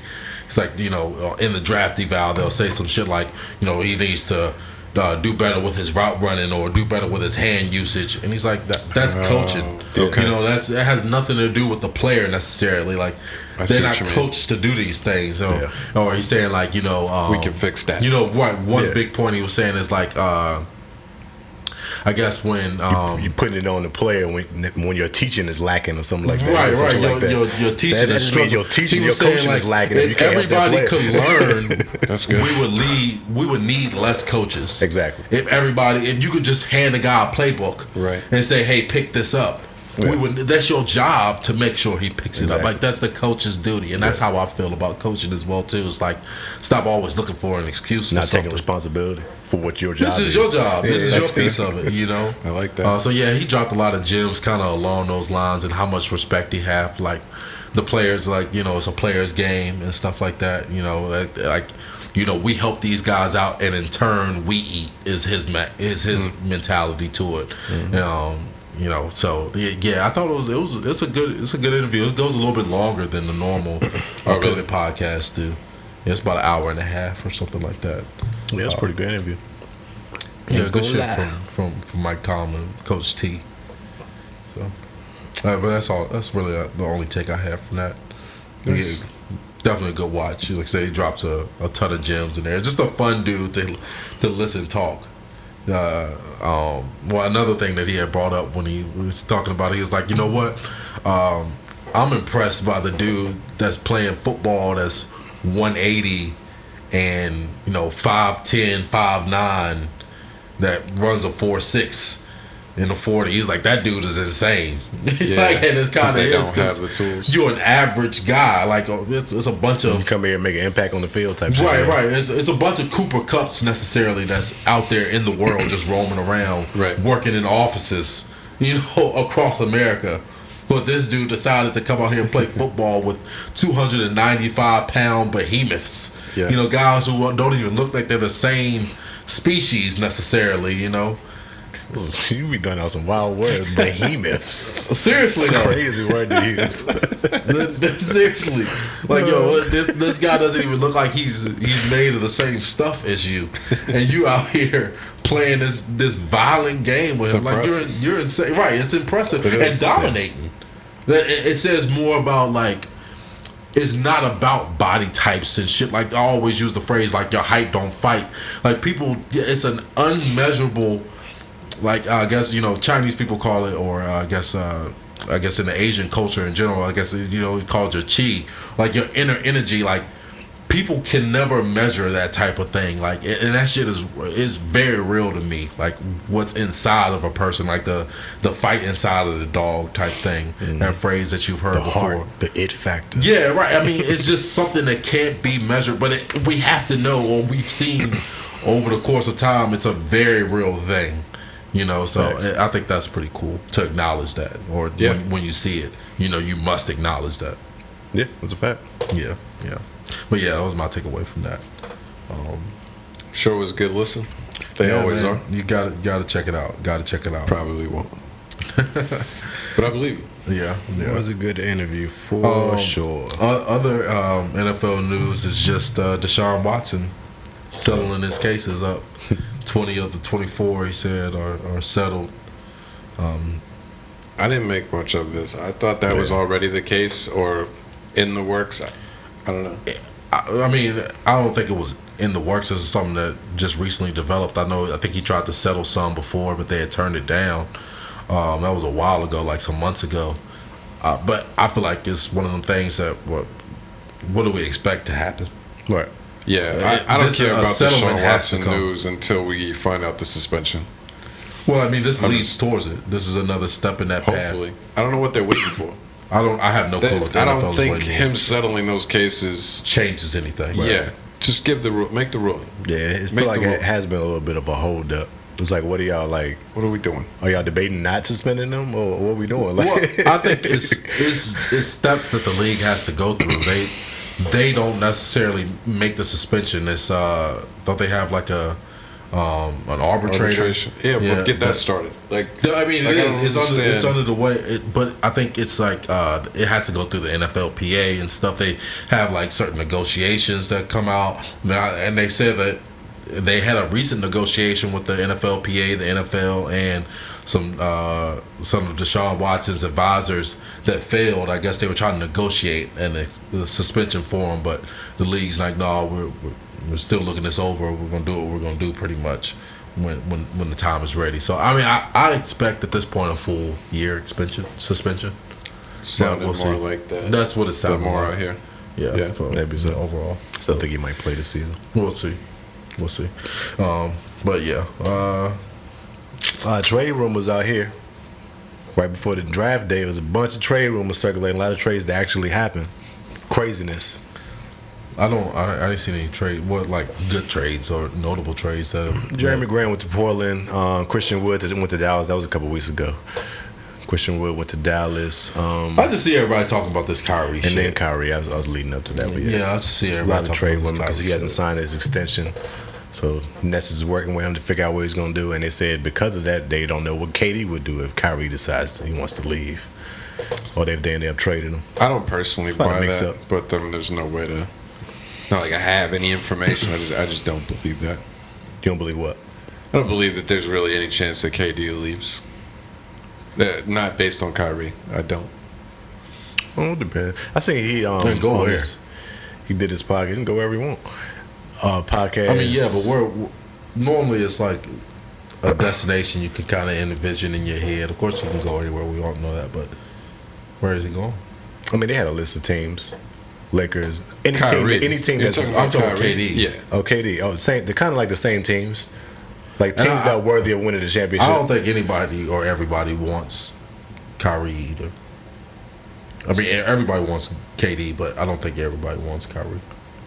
That's the part that's going to get interesting here. Yeah. There's going to be I think there's going to be a big disconnect, and it's a confusing situation.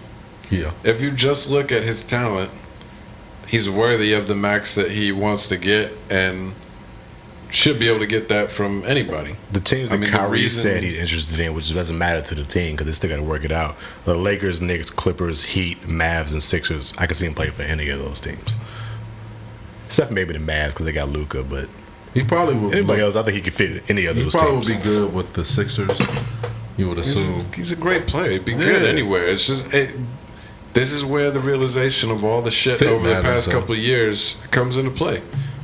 People don't know if they can count on him the way that they would like to when you're going to give a guy $35-40 million a year. Yeah, I don't think it was that bad. Like it was before. It was like because of him being injured. I feel like every season he would get injured and miss some games. Mm-hmm. I think the COVID year when he didn't get vaccinated, that really like put a huge dent in it. Is he going to be reliable or not? I think so too. So I agree because that's the reason why he missed like 70% of the season or whatever.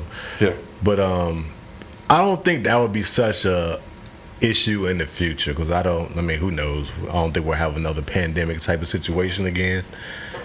And if it was to happen, I feel like because he was in New York was why it was such a big deal. If he was on any other team, it wouldn't have mattered, really. But because it was in New York and you had to be vaccinated to do anything in New York, that's why it was detrimental for him. Yeah, I agree with that. I know we're not going to see eye to eye on this. It is what it is. But I think this is similar to what Carl was just talking about with Tomlin and finding players that have that dog, that it factor, that I'm not questioning his heart about playing basketball, but I think he's put on display his headstrongness and I'm going to do what I want to do. And of course, part of that is the COVID stuff. If he's not on New York, none of that ever comes up. Right. But it's not like this is the first time that something surrounding that has been brought up about him. He's a difficult person to deal with in a workplace, and I think teams are more cognizant of that now after all the COVID stuff last year. You're talking about giving out massive contracts. There's a reason why the Nets aren't just giving it to him. I mean, yeah, because they had the biggest effect from it because of the pandemic. Yeah, but it's not an effect anymore. Yeah. So if the COVID part and vaccination is the only thing that they're concerned with, they would just give them the money now. Right. I think they know. I think there's a reason they're not doing it. What would you think that is? I mean, I don't know. I don't think that he's not a good in the workplace guy. Like again, this is all like media spins of the hate on Kyrie. Yeah. But anybody that's played with them on teams will have never said nothing bad about Kyrie. I feel like that would confirm. I bet you they wouldn't want to play with him again, though. Yeah, sure. Maybe not his teammates. Y'all assuming that. I'm just saying. Y'all assuming it's not the fact that y'all saying. I'm not gonna do this like for 10 minutes, but sure, his teammates have nice things to say. Yeah. Upper management, coaches are other people that have to deal with him. The way he's handled himself. Have they said bad things about him? His coaching and stuff. I don't think I've ever heard that either. I mean, look, man, if you believe everything is rosy around Kyrie, like I said, I'm not going to change your opinion. But the assumption that every team he's played on, everybody hates him. That's not what I'm saying. If you can't look at his behavior over the past 5 years and multiple destinations and think that there's nothing that would give anybody concern, then that's how you view it. I just think that's how the media plays with Kyrie. He's the bad guy in every situation. He's never going to be look good for his whole rest of his career, just because how he deals with stuff outside of his job. It's all on them. He has no input in this becoming the narrative, if that's what you call it. Didn't the Nets GM come out last year and say some stuff about Kyrie? Well, not necessarily like. I mean, I'm sure they addressed him being out because of the COVID shit. Yeah, they addressed that shit. But I mean, he addressed the fact that they wanted people that wanted to be there, type thing, and it was clearly like he was calling Kyrie out on a couple of occasions. I felt like. Yeah, the COVID shit was a big issue. So I mean, that's one of those situations where you could see like him in the organization, them being at odds. You know, I think that's the only real case that you can make on his organization having an issue with him is because of that big situation. Everything else is just all right. People just mad because Kyrie does what he wants to do. Why isn't he just re-signed then? Why wouldn't they just re-sign him now? Because then? they was affected by that. Right, but they're not They now. had to deal with Moving that. forward, his vaccination status doesn't matter anymore. Right. Right. So why like, is there's a Steve at the reason top? why they're not making a deal currently. I don't know. I would imagine. This is your assumption. Sure. We don't and know. everything that We you're don't know. defending him on is your assumption as well. No, I'm I would not making a imagine case they're either not way trying because to we give don't him know. the same amount of years that he would like. That's my guess. I haven't made a suggestion to anything. I'm just not going to say assume that everybody hates him when we have no proof of that. And I'm not going to assume that everybody loves him. We don't know. We really don't know what people really feel about him when the teams Sure. he's been at. You know what I'm saying? Sure. Boston fans hate him. Sure. Know that for sure. Sure. So, you know. But they have good Yeah. reason to. Yeah, I don't know about Kyrie. We'll see what happens. But It's crazy to not be able to say that he has been whatever you want to call it. Maybe It's not he's not crazy. the demon. I feel like I take the stance with understand what anybody he's- that gets killed for everything that they do. I don't fall into the media frenzy of that. I know you do, and I think that's a good positive trait to have. But to just not see anything that they do as being something that puts themselves in worse situations is crazy. All right, so we could talk about Kyrie for 3 pods straight and never get any resolution. Let's get to some music. We're always We've going to got- be at odds with that. We're never going to see eye to eye on Kyrie. Let's do some music. All right. Have y'all listened to the Drake album more since it dropped? No. I've listened. I like it. I think it's still a vibe. It's cool. Yeah. And then immediately after, Beyonce drops a dance type of record. And then, It's the sample, ain't it? a sample of what? Then she's what's I don't know what the song is. But Maybe. one of the like more popular records or singles off of it is like a really popular sample from like What are you talking about? Drake? the Beyonce song. I haven't don't heard know. it. I've heard that it's a dance song as well. I would have to look it up, but I mean it's a popular sample. I think it's like There's a lot of little speculations dance thrown record. in around there about that. People are trying to say that because these big artists are bringing this wave of dance songs, that people are not going to follow suit, and it might affect music as a whole as we see it. I don't know if I necessarily agree with that, because I think people saying, okay, the music industry is follow suit. Whatever works for somebody, people going to try to attempt it and make a replica of it. But I think it's different when you're talking about the biggest in the game doing something, because those they're the ones that take those leaps of doing shit like that. And I think at this point it would look kind of like corny a little bit for artists now on their level to try to, I'm gonna make dance music now. This is the vibe that they doing. I'm gonna try to do it now, because I feel like it's not gonna be as good. Like, these are some of the greatest artists that we have. Of course, they're gonna do it at a high level. If it's not your bag, I don't know if that's something you should dip in just because they're doing it. Should and will, I think, are totally different discussions. I understand what you're saying, but I think these people are the trendsetter. What they kind of make the step out, like you're saying, Yeah. and present this, but once it has been seen to work, I think this probably is the direction that things go, at least for a little bit. And that's happened, that always happens. And I'm in a talking more sense. about, I think popular music will be more this style now. So you're talking about more like radio popular pop songs. artists No, and I'm not stuff like saying that, yeah. I'm not saying all the rappers Right. are going to start making this music, but I think you'll start to see the popular sound of 2022, 2023 becomes more of a dance music. There's been little runs where techno-ish sounding stuff kind of took off with some Skrillex, and there was EDM more was popular. huge. Yeah. Yeah, like EDM Whoa, sounds, what- and even what's his name? Even our white guy that all your rappers like, the redhead. Going totally blank on his name. The redhead. Redheaded white dude. Ed the singer, Sheeran. Ed Sheeran. Oh, yeah. Ed Sheeran's music and people like him went in more of a Yeah.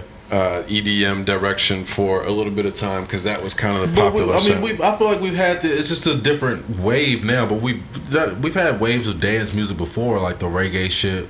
With what would you Afrobeats. call Sean Afrobeats. Paul shit? That's a dance music. It's just a different genre of it, I guess. Or Rihanna. I don't That's know what. why I thought of Sean Kingston when you said Sean Paul. I was like, I don't Kind know of if he made fits. dance music. He's man. reggae, more reggae, but But yeah, I mean, Just a pop Sean records. Paul, or when Rihanna first came out, she was a dance music type, Pawn the Replay or whatever. That's what that is. It's that's what kind of I record. mean, it any is. reggae or Afro beats is you can Right, dance to right. it. I was just saying, it's That like, type of beat.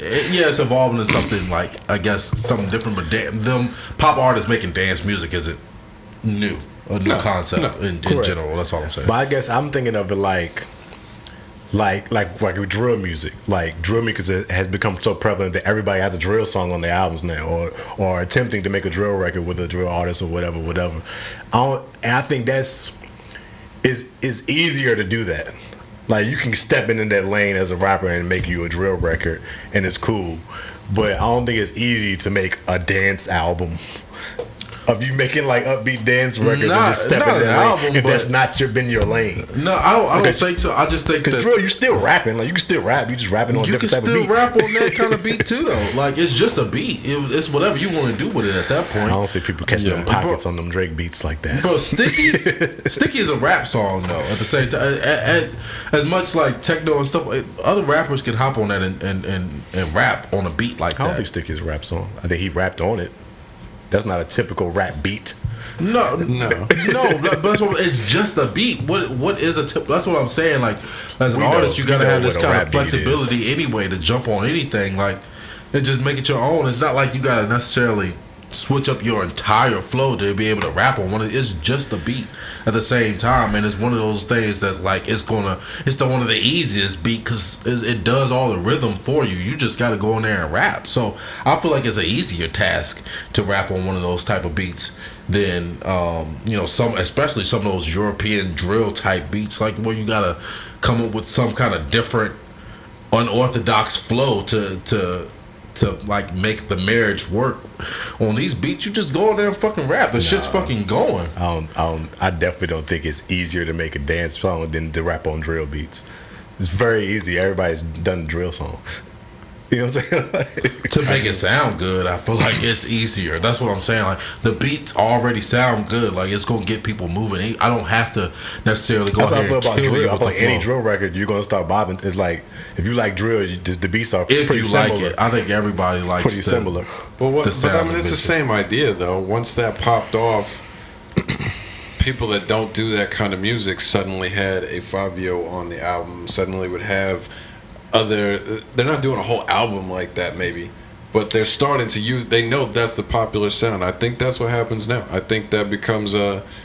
You'll see some artists that actually do that music But you start don't to see be it as it featured being a more different often. dynamic. Like the drill was like a movement. Like it was a whole wave of a lot of rappers doing it. It wasn't like it was one top guy that did a drill and now everybody's making drill. Well, it's a different type of dynamic. When you see a wave of people, a lot of people are catching on to this wave. It's a different thing than having one artist do one thing. But it's kind of, I mean, this is not it's not a great example, but there's kind of like one massive artist leads the way towards changing that to be the sound. And then you start to pay more attention to drill artists that were already making the music, and they become more popular. So I could see that happening with this sound, where Drake and Beyonce have kind of established this is a new sound that we're going to use, and it works. You might see a WizKid or somebody else that makes that type of music already and has been an established artist, now start to get more shine because they're making music that is now becoming more popular. You might see him featured more. I'm sure you'll see Khaled do some songs like this and put a bunch of people together. I could just see it being like a popular thing where you're starting to see that more in the popular music. It sounds good. I think we might Overall, have I mean, like I just think it sounds Americanized good. bias to these things. I feel like the WizKids and Afrobeats is huge around the world. Yeah, it but just hasn't been huge here. That's exactly Yeah. what I'm saying. Though. Right. That's my point. Is the artists that are starting to be that are not well known in pop genre now. If the sound starts to go towards that, then they will be utilized or brought in and be more a part of pop music because hey, we actually do like your sound. I'm not saying he's not already well known elsewhere or not already well known elsewhere. Yeah. But if Drake says this is what we're gonna do, I think everybody's gonna follow suit from a pop standpoint, popular standpoint. Maybe so. I can see a whole bunch of bad music coming out on them fucking dance beats. Probably A so. whole lot. Probably so. It's like bad music out Drake's there album. regardless. But what I say is just again, I think it's all part of the evolution of music in general. And you know, Drake is certainly always going to be, as long as he's making records, he's always going to be a huge influence on, you know, what the next group does as well. So people are going to pick this up and they're going to use it. It's going to be some kids in the future. It's going to be what they do is this type of dance music, and I can see it being a great thing for hip hop evolution overall. I hope not. The last example I'll throw out there is when Drake started doing more of that. He started rapping in his British accent, using ting and all this kind of stuff. All of a sudden, you started to see Skepta featured on mad albums at that time. It was like he's already an established British, whatever you call British drill, I guess is maybe what it was. Whatever that was, Yeah. Once Drake did it, and it was like, oh shit, everybody's on this now, you started to see those type of artists now be on other people's album that weren't before. And I think we get it fucked up too. It's just like Drake's he wasn't the first person to do that, and he's not the first person to do this. He's just making it popular. So that's what it's going to be. You know what I'm saying? Yeah, like, I agree with that. It's already going on. Yeah. You know what I'm saying? Like this is already. We know That's a why way. I feel like a difference to me. We Like, know that Drake he is not making an it popular innovator for us, but it's already a popular genre. Right, to the world right. That's type what, shit. right. He's You know just what I'm shining the saying? light on it, and that's why it's going to make it popular. Like that's what's going. It's going to cultivate here now. You get what I'm saying? Like he's just planting the seed here. Like we know Drake isn't the innovator, but he's like the multiplier, the fucking the generator behind the shit. Like to power this motherfucker to another level. Like that's what he's capable of, and that's what's going to happen with this going forward. I don't see how you could assume it would. I mean, you could call it American arrogance, and it probably is to a certain point, but it's also just facts that what is popular here becomes popular elsewhere. Like, I kind of think... But I think it's the opposite of that. I think it was already popular elsewhere. He just making it popular here. I think it's the opposite of it. I agree with that. That's not... I'm not trying to say that... in other areas. I'm saying once something becomes popularized in America, it gets a broader audience. The places that weren't already on this, because sure, there are, island countries that are already on this. Yeah. Once it becomes popular in America, I think it reaches England and these other countries. I think America. There's a reason people come to America. America's pop culture entertainment industry is the biggest. So once we Easily, adopt right. another It's a reason area why of sound, it will. European actors come to America, type thing. I mean, I'm not saying it well, but to be like, I get what you're saying though. Overall, I'm not saying we popularized or we're inventing their music, but I think once we adopt it and say that is cool, it now becomes a way bigger global thing elsewhere. I still feel like that's American arrogance. Because it was already cool to people that knew about it already. Right, but we take it to other places that don't know about it already. If we don't get involved, I think like it Canada stays an island sound. If we're not involved, Afrobeats and stuff is very popular in Canada. They have a lot of freaking island Caribbean people that's in Canada. that might not be the greatest. So it's Maybe not a not good. them. He They got mad didn't friends. spread that Maybe to not Canada was already there. maybe not, but So I think it just makes it spreads it to us in America. And I guess well, let's just start with the fact of hip hop in general wouldn't be. You know what I'm saying? Like people everywhere are expressing themselves through hip or use hip hop music, like or it's because it's a popular sound in America. It's not. That's where it started, and like is like the biggest.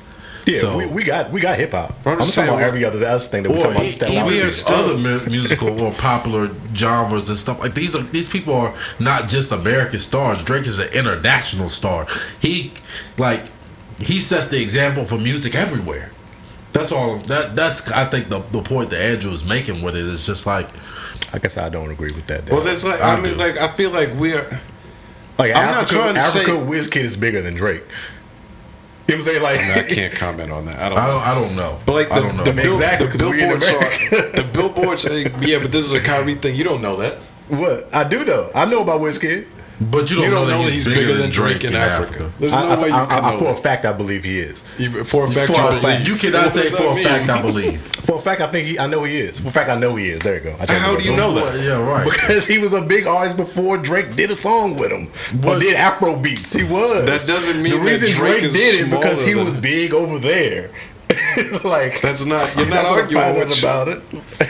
I don't even know what you're saying right now, but the billboards, the Grammys. I just don't buy these into it are because things Drake that did it are and now ours. it's popular over Well, the world. Drake just so- brought it to us and made it popular to Yeah, us. he's nowhere near as big as Drake anywhere. So that's what I would say to that. I think Do you think Bad Bunny? Who's the big artist? Bad Bunny or Drake? probably Bad Bunny. is. Exactly. That's what I mean. But to us, Bad Bunny is not huge because we don't listen to that type of music But like that. also, but where he's from, Bad Bad, Bunny- Bunny's the biggest artist. He's bigger than Drake. No, his music is everywhere. It's not just where he's from, and his production or views are the charts say that Bad Bunny is just as big as anybody. The charts don't say that about WizKid. Well, That's but what I'm the other saying. thing I Like, mean, they don't have charts in Ghana like yes, we they have do. a They billboard chart like all that. music but is charted. that's bro. my point, though. What? Is we are like the epicenter. We have the billboards. We have the Grammys. There's Yeah, 'cause there's we Latin document this type of artists. shit. There's Latin artists that are Everybody makes a huge. chart. Right. But there's Latin artists that are huge that we don't know about. Right. 100% agree with that. Yes. The reason Bad Bunny is the biggest one is because he caught on in America. I don't Not agree saying with we that. made him. I don't think I agree with that. I'm saying that once the To put I this don't in know what else to perspective, say. I'm looking at Spotify right now, and again, it gives you the monthly listeners. Yeah, you Bad Bunny everything's- has 61 million monthly listeners on a regular, over 61 million. WizKid has like 8 million on a regular. That's what I'm saying. It's different levels that we're talking about. Drake is in the 50 million. There's not as many people listening to WizKid anywhere as many people are You listening to based it Drake. off That's just how I know. Spotify in America. That's not talking Well, about I'm international. just- it Spotify doesn't- doesn't. What are you talking about? But look at what Bad Bunny's numbers reflect. Right. He's not an American artist. That's why I brought him up first. Right. To tell you that this is different scales. You can't compare him to a Bad Bunny. It's not the same. That's all I'm saying about that part. It's just that's not the same. Don't compare. Use a lesser artist. If we're going to make comparisons, if you want to compare WizKid to I don't know, fucking. My point is that they were huge where they're from. Yeah, but nobody's debated that point the entire time. That's why I don't get what we're saying. You keep mentioning that, but like we're not trying to say they were not big artists. Right. But if they're an artist that's unknown to an entire country Right. of the United States, which is a massive population, Yeah. then when they become noticed by that country, it is going to amplify their popularity and tremendously. And it's That's almost just like a numbers game. I don't even know how that could be debatable. It's almost just like I don't know if this is a great The world comparison. is bigger than just our country. Yeah, no That's doubt. what I'm saying. Like, No, it's but it's some things- the world is bigger than just our But country. some things are just better here. It's But just is Latin music listened to in Africa? I don't know. But you know Wizkid's bigger than Drake. Okay, fair enough. Do you think because we're a melting pot, different countries are going to have a more singular type of music that is popular in their country? Correct. So Bad Bunny is going to be huge in Latin countries. Wizkid is going to be huge in the countries that are solely known for dance music. Because we incorporate all of them, I think that's the reason why the popularity in America is so important. I don't know. I don't know if we're going to get any further on this. Yeah, It is a just good American discussion. I artists mean, are- this is fun to debate. But this is just like anywhere will probably rather watch the NBA than their country's basketball. That's just at the height of it. It's the best of. America created basketball, though, so it's like a different thing we talk about. Well, I mean, yeah, I guess you Squid could say Game. it too, but they play it everywhere. Squid Game is like a massive Asian Korean show. Once it caught on here, it became a worldwide phenomenon. Right. That's all I'm saying. Not saying we deserve credit or we're extra special. Well, actually, just that's not saying true. we are the basis. Squid Game of was not big until it got on Netflix. even more. It was Even not more big towards at what all. I'm saying. You know what I'm saying? Like, it wasn't big before it got to Netflix. I mean, I So, don't know. yeah. I can't speak to how popular it was in Korea. It wasn't. Like, I think they said talk about the director of it. Like, he didn't get nothing off of it, and then they put it on Netflix and it blew up because it was on Netflix. It wasn't a worldwide known movie or show. Maybe. Oh yeah, it kind of just proves the point a little bit too. It could, but we don't have like, data to back that. Let's see where it was viewed mostly. But yeah, I mean, I just kind of feel that way. But I think we all have personal opinions about it. Sure. We're not gonna make the 2 hours. What? No chance. We're gonna have to get a little debate right there. We're gonna have to get this figured out here for future weeks, but it is what it is. Yeah. New music this week, Chris Brown. Breezy. Chris Brown was the big album drop. A lot of attention being paid to this. I've been seeing it all over social media. Yeah. Just Breezy, a lot man. of features. Incredible, man. I like it's incredible artist, man. How many songs is it? About 20, 24, 24, something like that. something like that. It's a lot 24. of songs. I've only listened to maybe 2 songs. But this is what Breezy has done the last few years. He's giving you a lot of music every time he comes 20 out. minutes. He's giving you a lot of vibes. It's a little something for everybody on this album, I would say. Any type of vibe you can think of. You got a little drill on there. You got some Afro beats on there. You got some poppy joints. You got R&B joints, hip hop sound. You get a little bit of everything on a Chris Brown album because he's a very versatile artist. He can give you any type of vibe that you want. So, very enjoyable album. Everybody should check that shit out for sure. Yeah, I mean, 24 is manageable that I will try it. Always bring up that 40-song album, 45. That's way too much. I'm not even going to try to listen through to find the songs that I like. Yeah, shit's phenomenal. This one, 24, though, I mean, there was a pretty good amount of songs that I really enjoyed and could go back and listen to a lot. That's what I enjoy about, like, when he get out a lot of music. Because, like, his shooting percentage is very high, no matter how many level of songs. Like, people should be afraid. I'm not afraid. People should be thankful that he doesn't just give us like 10 to 12 songs album, because they would be complete fire on it. If he was to knock it down, I prefer that. I mean, I understand it, but like even with his 25, 30 songs, at least 75 to 80% of them shits is gonna be fire. Like, you know what I'm saying, type shit. Like, the high clip is crazy. Does this make sense to you? I feel like with him, he has a very high floor. Yeah, for sure. Where he's never going to make a song that's like, this is garbage. Exactly. So you could go through all 24 and you're not going to find a bad song. Exactly. But there was probably 11 to 12 that I was like, these are really great songs to me. Right. Now, like you said, because of the different genres, different types of songs, yeah, different vibes. People are going to grab a different 12 that they like the most. So I'm not trying to say anything Which bad everybody about loves variety. But the fact that he doesn't put out bad songs, you always know it's going to be at least okay. Yeah. Yeah. I mean, that's a good help. That's a good helper to be able to put out this much music. Facts. And not look stupid. Now, obviously, he makes a ton of music. Yeah. That's why he's giving you so much. So Yeah. I think he said in the interview he made about 200 plus songs, and he picked 24 of them. It's nuts. It's nuts. I'm sure all those other 100 some plus songs was fire too. Probably. Yeah, it's a hidden there somewhere. Facts. I'm sure it'll come out eventually. I've seen he's been making his rounds on the podcast platforms and stuff like that too. $1 million worth of game. They asked him about the Michael Jackson question, of course. Yeah. And his answers is what I expected it to be. Hell no. Was basically his answer. Yeah, right. It's just like, I mean, a lot of people feel that way. Like, you can't be better than the person that you got it from necessarily.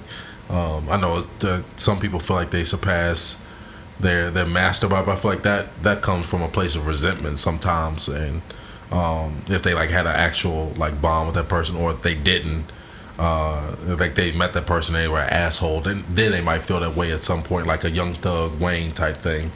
Where it's funny hearing you have this type of take. Why is that? I feel like you always think like you have to take up that music is better than it ever has been now.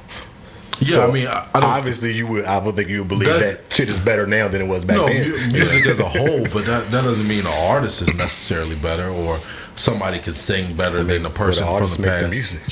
What are you talking about? Music as a whole, that means technology, my brother, or anything else involved in music I see what you're can saying. be better. Yeah, you don't have to play a drum in the studio anymore. You can download drums. That's a preference though. Like it's more. It's You not a can make preference. music It's faster because of technology. It's not a Technology preference. is It's advanced. availability to do these things. That's what I'm saying. Music is better because you have technology to aid you. And it's just like anything else. I can argue that people that play instruments to make their beats and music in the back is better though. They're can better argue at that playing it's an better instrument, than but you does pressing that a create button. a better sound when you're recording the music? That's a preference. Doesn't necessarily. You're not gonna tell me that the Michael Jackson album didn't sound amazing because Yeah, they used drums It's and great, guitars. but today it would be there's- different. If Michael Jackson was making music in his prime today, it wouldn't sound like that. That's what I'm saying. There's a reason why they do why they remaster all music though, right? Right, because it Because they're sounds improving better. the sound with the new tech. I think what all you're saying is the talent before could still be a higher level of talent, but because of the technology and what we have now from a production and technology standpoint, it could be a better sound. Yeah, you don't even have to be talented now. All right. Back in the day, I understand back in the day, you had to be talented. There's no now couldn't you be don't covered really up. have to be able to sing. kind of goes against you saying that it's better. If you don't have to have talent and you can use technology to make you sound good, it's a different level. That's Back in the why day, you had to have talent, so that would make you But better. the music still comes out sounding But good, you're though. That's all I'm saying. I Like feel like you're talking about talent though, and he's talking about just the sonically, Yeah. it's gonna sound. Music is better. You can't tell me that it's not. Like if you are a high talented level artist, you're gonna make the best shit that anybody. Drake, you know what I'm saying? Like or Chris Brown now, of course, like the music that he's making is technology advanced compared to what we've heard before. It's just how music works. Do you see what I'm saying about the remastered though? Yeah, Like if you're taking an remaster. album that's from the '80s that is an absolute classic, But whatever, remaster is not off the going wall and or something. remaking the beats newer now. You just putting a cleaner version of it out. Yeah, but I think that's what he's saying. I mean, and Overall, It's still the same song. Like it's still the right, same. and- but and- why are we remastering? Because there's Because a lot technology of- now that makes it a crisper or whatever you want to call it. Yeah, that and because stuff is streamed now. It's not like analog, like actual record. Like a master is not like in a box of a situation. You know what I'm saying? It's like in a hard drive now. Yeah, but So I I mean, think like that's there's just there's technology albums that are evolving. already on Spotify from Prince or something like that, and they put out a digitally remastered. Prince may be a bad example to use on Well, this, but it's the look- same idea where it's not that they're like making it available for streaming; it's already there, but they're using the current technology to make it. Let me say this: Christopher Reeves was probably the best Superman ever. Those movies were gonna be made in the wild. fucking 70s. The technology available at don't that think this time. is a comparable thing. It is. I don't think it's a 'Cause comparable the thing. the guy who plays Superman now may not be as good as of an actor or as Superman as Christopher Reeves was. But that movie is going to be better because the technology is available to make it better. That's all I'm saying. Like, that has to make sense. Like, I do actually. you get follow what I'm saying? Like right Christopher there. Reeves is the staple. Okay, that doesn't change. He's a more talented actor. He's the better but I can actor. get in there and play a better Superman nowadays because the technology that's available to me is going to be cooler. That's all I'm saying. It's like it's going to create that makes sense to me, and that's how the world works. Comparison. I don't think I agree with that though. Oh, okay. I mean, because it's like I think that's still fine, too. preference based. Like everybody has their favorite Batmans. Been mad Batmans. But you're not gonna And watch it's the just- Christopher Reeves Superman and say that that's a better movie over the ones that you see now, even if, like, Of course like I not. said, That's a visual like- thing. Cameras and shit. It's It's like technology. music. Music is Yeah, still you that's gonna what listen to it's- music the same way you listen to music. You know, it's not. I don't think It's it's great like old songs. I'm not listening to a song and be like, yo, this song is great, but it was made in the 1970s. It could be better. I'm not saying that necessarily. All I'm saying is that Like, the like music you still can sounds make good, though, music to this better, day. like over like the the course classics still sound great. Yeah, I'm not this day. saying, but That's why I'm they're not classic. taking away from those. But what I'm saying is just that over the course of time, music has developed sonically, and it will continue to do that. And it's easier to make a great sounding record now. Technology is available for you to do that. But you I don't guess have to how I'm sing it. You looking can at it, sing. Making something easier to make does not up the level of your artistry. Right, but that's not what he's saying. I'm not He saying I never specifically said that. said that they're better artists, older. Or they can be. I'm not saying that they are. The majority. You can Like the be. overall Right, because you average. had to be. at that point in time. You had to be a natural singer. I don't feel like you can separate the music from the artist type thing. You need both. But the artist makes the music. You can have a great mind musically and just say that you couldn't sing before, but this dude could write all the songs in the world. Like you. That's what I'm saying. He could have a great mind musically, but now that person can also be the artist. He didn't have to. He had to have the talent before to do that, but now I don't have to know how to play a drum set if I can work an MPC. I feel like that. I don't have to know those. That lowers the bar for me. So because you have technology to make you a better artist, that means you're not that level of an artist. Is Timbaland less of a producer because he doesn't know how to play or get behind a drum set? Does that make him less? No, he knows how to use the MPC and the technology. That is an instrument in itself. That person in the 1950s wouldn't know how to operate this technology either. That's what I'm saying. Like, you know how to play instruments, it's different lanes. That's all I'm saying. Like, I don't understand how we're not on the same page here. We must be arguing, son. I just have a different take on these things. I don't think technology makes you a better artist. It just makes it easier to do. That's exactly that's my point. Yeah, that is exactly my point, though. Yeah. I feel like you take every take as a slight towards somebody else. It's not even a slight against anybody current or old. I don't know how to give a different example. I was going to say like you were like with the movie, like standard def to high def. Like the acting is, I'm not saying the acting is better or worse, but as technology progressed, we got a better resolution, so it's a better. It's a better sound. This is it, or better look, better sound, whatever you want to say. It just has to be. I don't know how we're off on it. I guess I appreciate things differently than y'all. No, because we're acknowledging your point. Like even the point that you say, like you're not gonna tell me because the person plays an instrument they're better than the person that doesn't know how to play an instrument. I disagree with that. I think if you know how to play instruments and you know keys and know how to read music, you're gonna know details of music better than a person that just knows how to make a beat on Fruity Loops. I just think you're a bit different. It's a different level to me. But it's a different. It's a different level where you can put a person in a room and they don't need nobody else and they can create anything from the ground up than a person that needs this person to do it and this person to do this and this person. It's a different levels to me. See, that's why it doesn't make sense for what you just said, because the person nowadays doesn't need anybody but his computer. The person back in the 50s, they needed other people. I needed a percussionist. I needed a person to play the saxophone. I needed a person to play the trumpet. I don't need those people anymore. I can do it all in this once.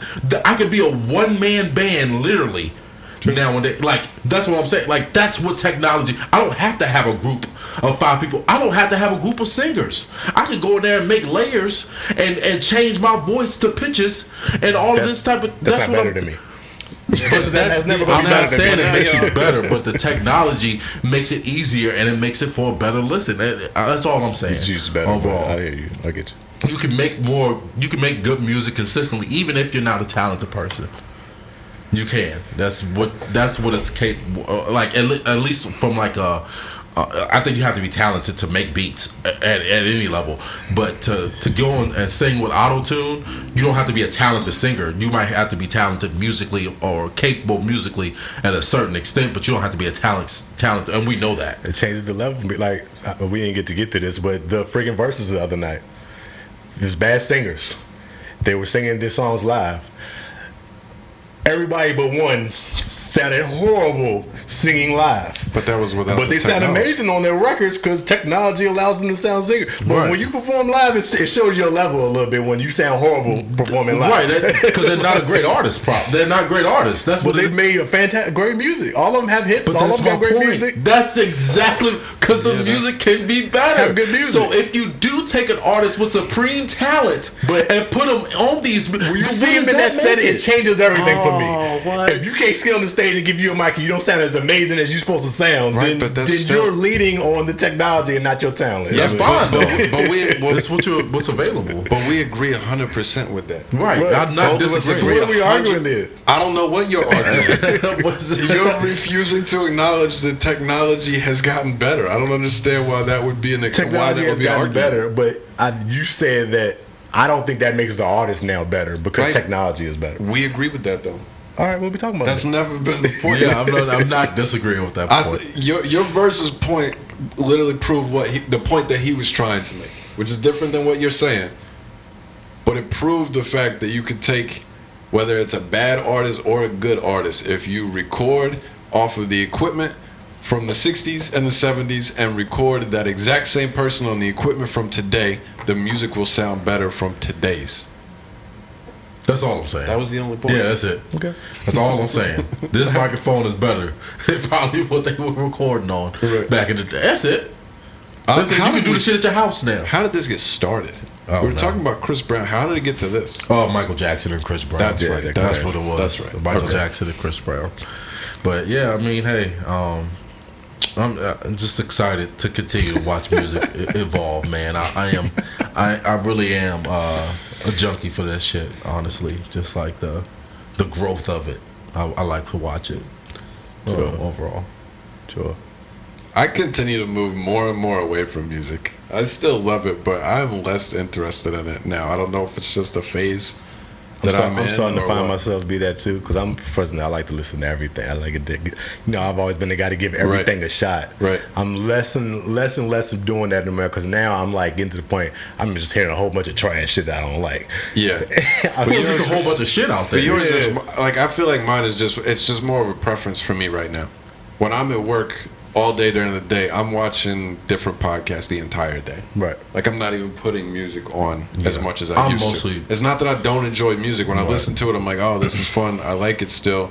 But like, my preference now is more podcast than music. I would agree, but it's certain Just things. personal. Like when I work out, of course, I'm listening to music. Right, It's a right, different right. kind of vibe. But like at work, I only listen to podcasts throughout Yeah. the day for the most part, unless it's like a new record I want to hear or something like that. But that's not normally the vibe I'm trying to create while I'm working.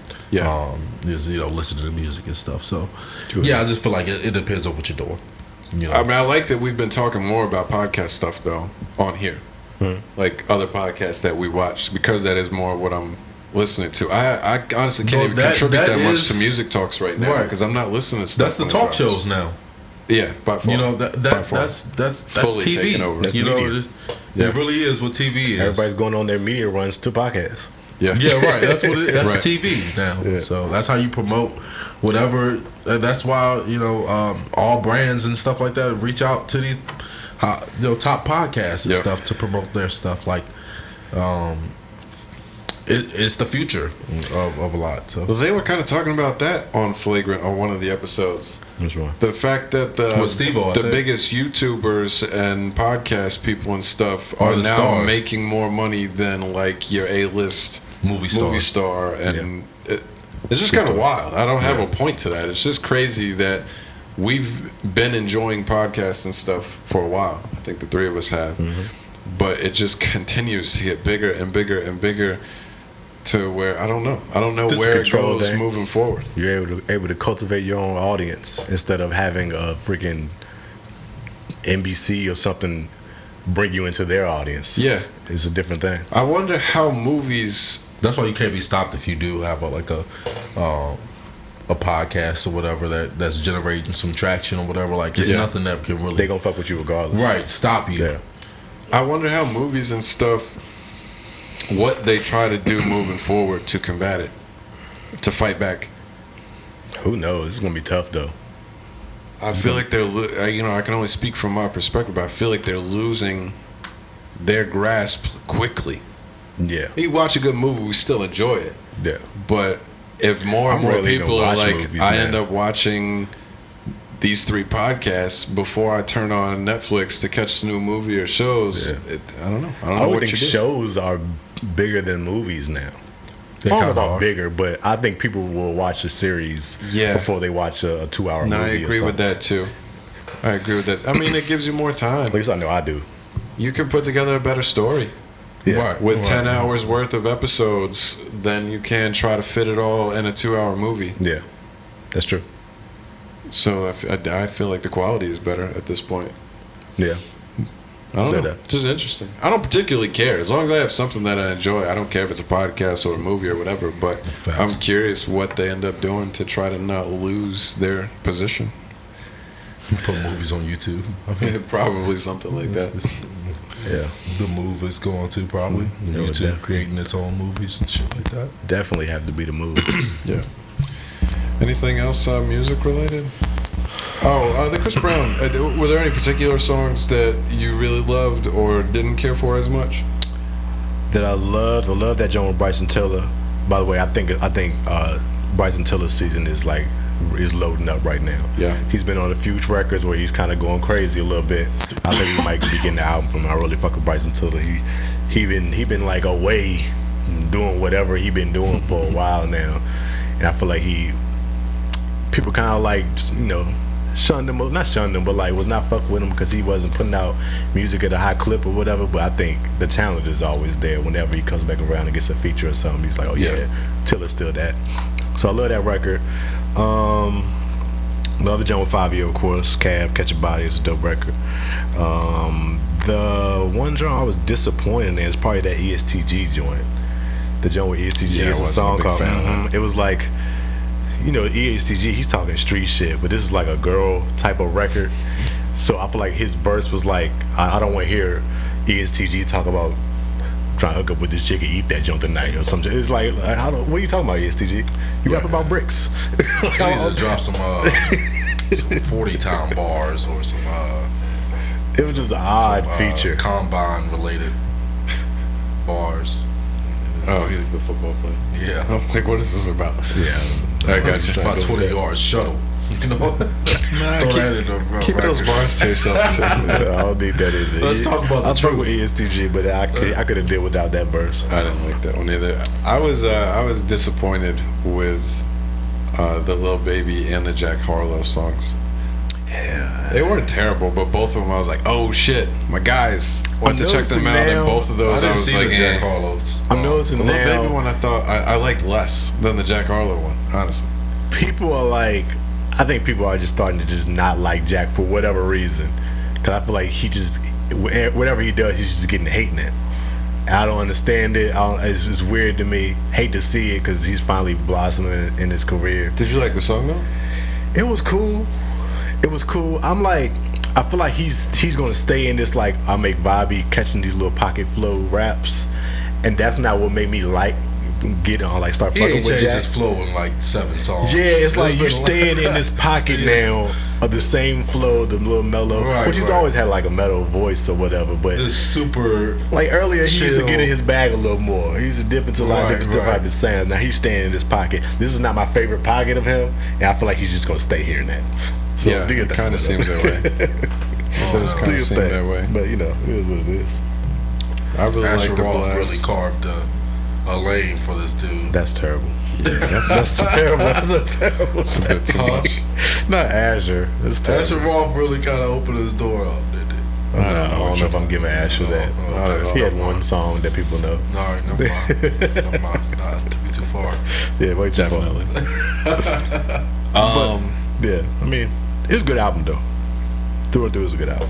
Love that Dirk and that was a great joint. Good. That one was really. I really liked the last joint, of course. I think that was alright. I saw that Lil Nas X and NBA YoungBoy have a song together. I listened to that. Kind of tight. Yeah, alright. So I mean, Lil Nas X makes some good sounding music. It's kind of hard to not listen to it. But he put a snippet out a while back. Yeah. On Instagram. I seen that. That joint sounds hard as fuck. The song is good. It's a good song. The part that he played in the snippet, he was kind of releasing as like response to the BET thing, and I don't even remember what he said, but he had very aggressive gay bars, giving head to some dude bars, and I was like, I don't even know if I could listen. I don't know if I heard that one. Yeah, play that song. That's back. nuts. Play that song. And YoungBoy killed it though. YoungBoy killed it. I ain't gonna lie. Sounded so good, son. But when I heard that bar, whatever it was, aggressive gay head bars, I was like, yeah, I don't know about this. Yeah, it's kind of. Don't know if I can listen to this. Yeah, do your thing. I figure but I'm not gonna listen to it. It's like probably like a popish type of record too. So it was a little bit harder. Really, it's like a hard. It's a hard ass beat. Like it's a bop. I mean, honestly, all of his. Again, it goes back to this technology thing. They sound good, son. How talented do you think he is, like a singing artist? Well, probably not. No, I don't think he's a great makes singer. Great songs. His songs sound fucking amazing every time. Even if it's not something that you necessarily want to hear, but when you do hear it, you be like, it's kind of hard not to get that shit stuck in my head afterwards. It's got that joint on the radio. Somebody to love me.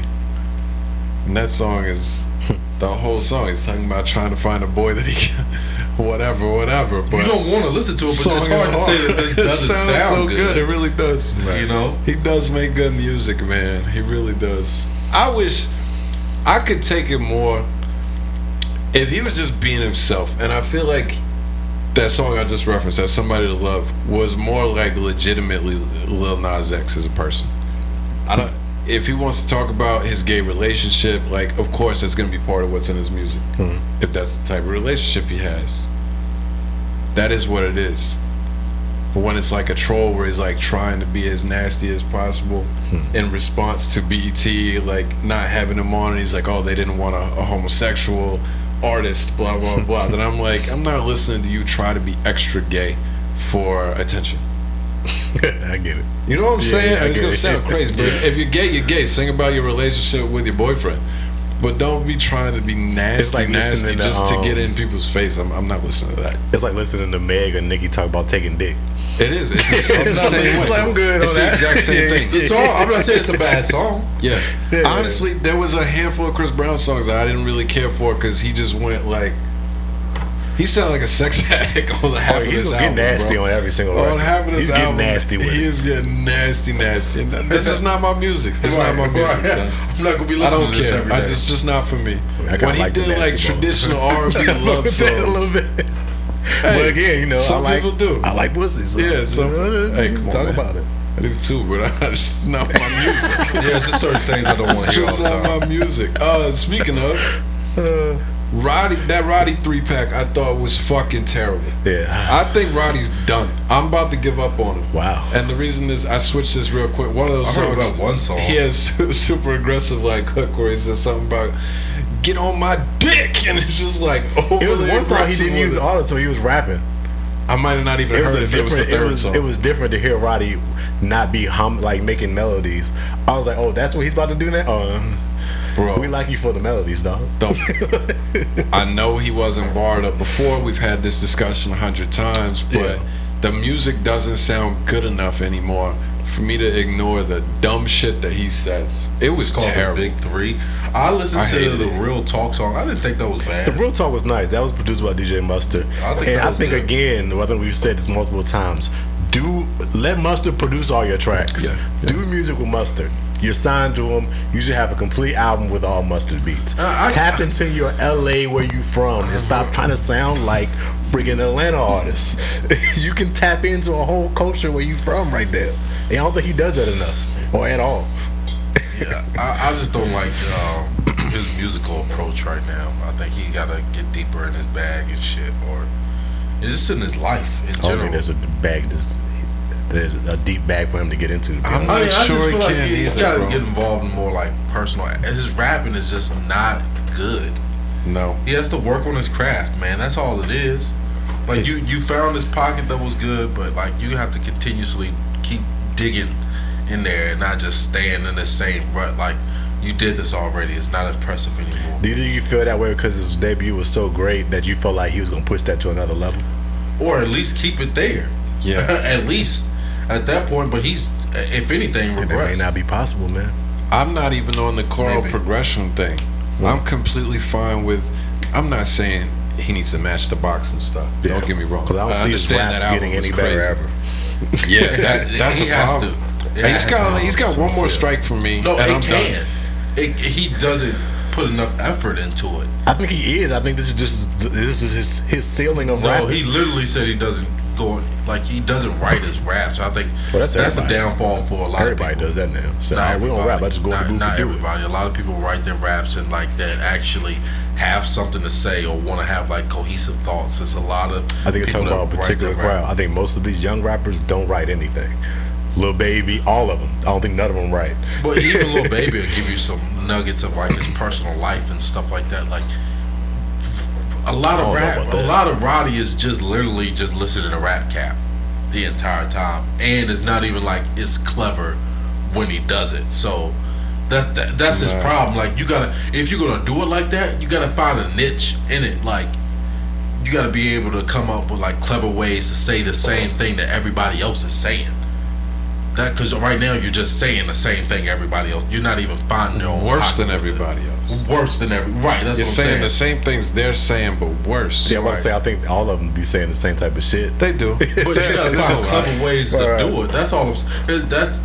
I mean, music in general is just everybody. You gotta find like a way to do it where people gravitate. And right now, the way he's doing it, people are kind of pushing away. Like, this ain't the best way I've heard this done.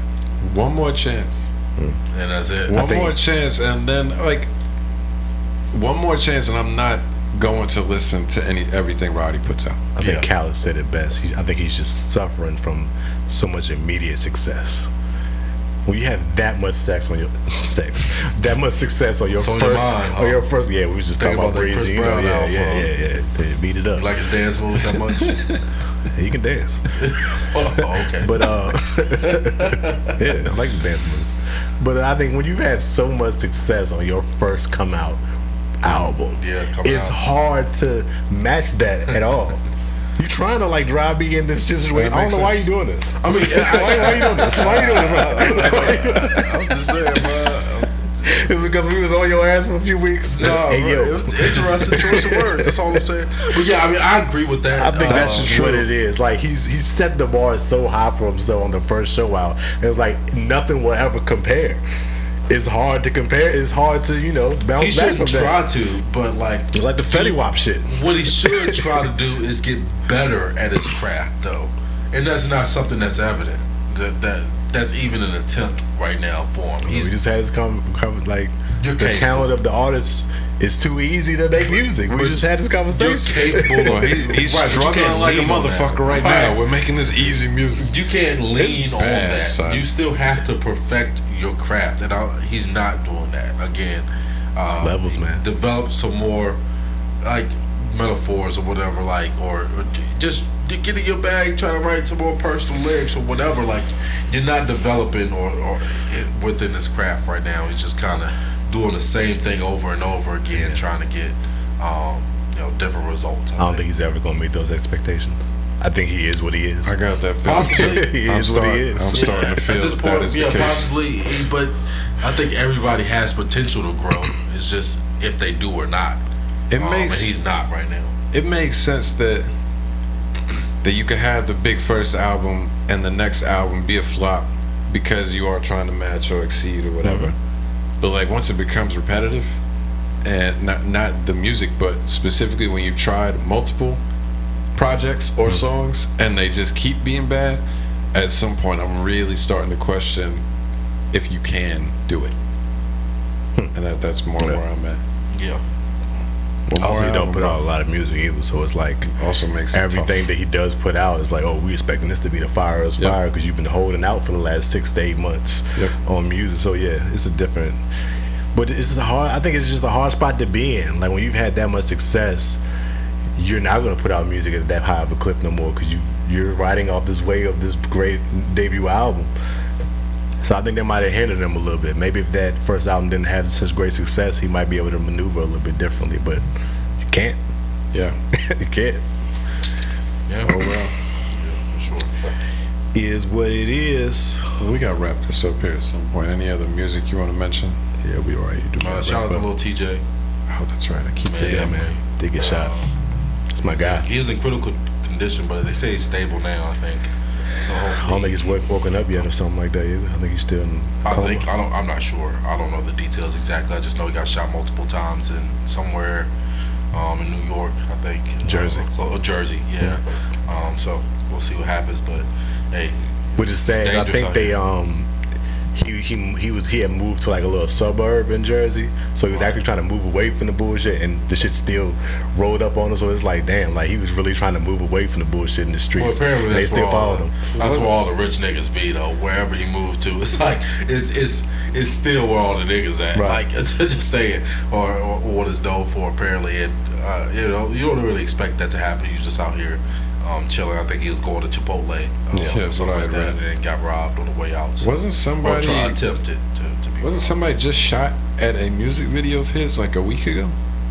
I don't know about that. I can't Don't quote me on that. I thought that was something I had seen, so I didn't know if there was connection at all. But yeah, I mean, it's sad. Hate to see somebody get shot, especially ending up in critical condition, at least for a little bit. Yeah. Not good. Sad thing, man. Sick and tired of my guys out here getting fucking killed and shot and shit. Craziness. It's tough being a young rapper from the streets out here these days. Hey, that's it. At Probably some point, always. it comes with the territory a little bit at the same time. So. That's the sad thing about it. Yeah. Because it shouldn't. It should. It's not like he's one of a huge artists that everybody has eyes on him. It's like he's just a medium level rapper. You know what I'm saying? Just trying to go get a fucking burrito. I was like, damn. Like, I can't just go get a fucking burrito. I gotta wash my ass in a good neighborhood type shit. Like, damn. You're not safe at Chipotle. Where can you go? Yeah. Well, what are we doing? Well, I wonder who ate the burrito afterwards. But his other man, people's with him got shot too. So I don't think nobody ate it. damn. Might be a bigger tragedy than the shooting. All that wasted Chipotle on the ground. Yeah. Yeah, right. $10. Is this Chipotle sauce or is this blood? I don't know. Anything else here? I don't have a sample, by the way. I don't either. I do. Y'all ain't got no sample, man. No. Oh, actually, I do. Oh God. Got a group sample. All right, well, look, if you're on YouTube, we appreciate you. We'll be back next week. Samples are coming for the audio.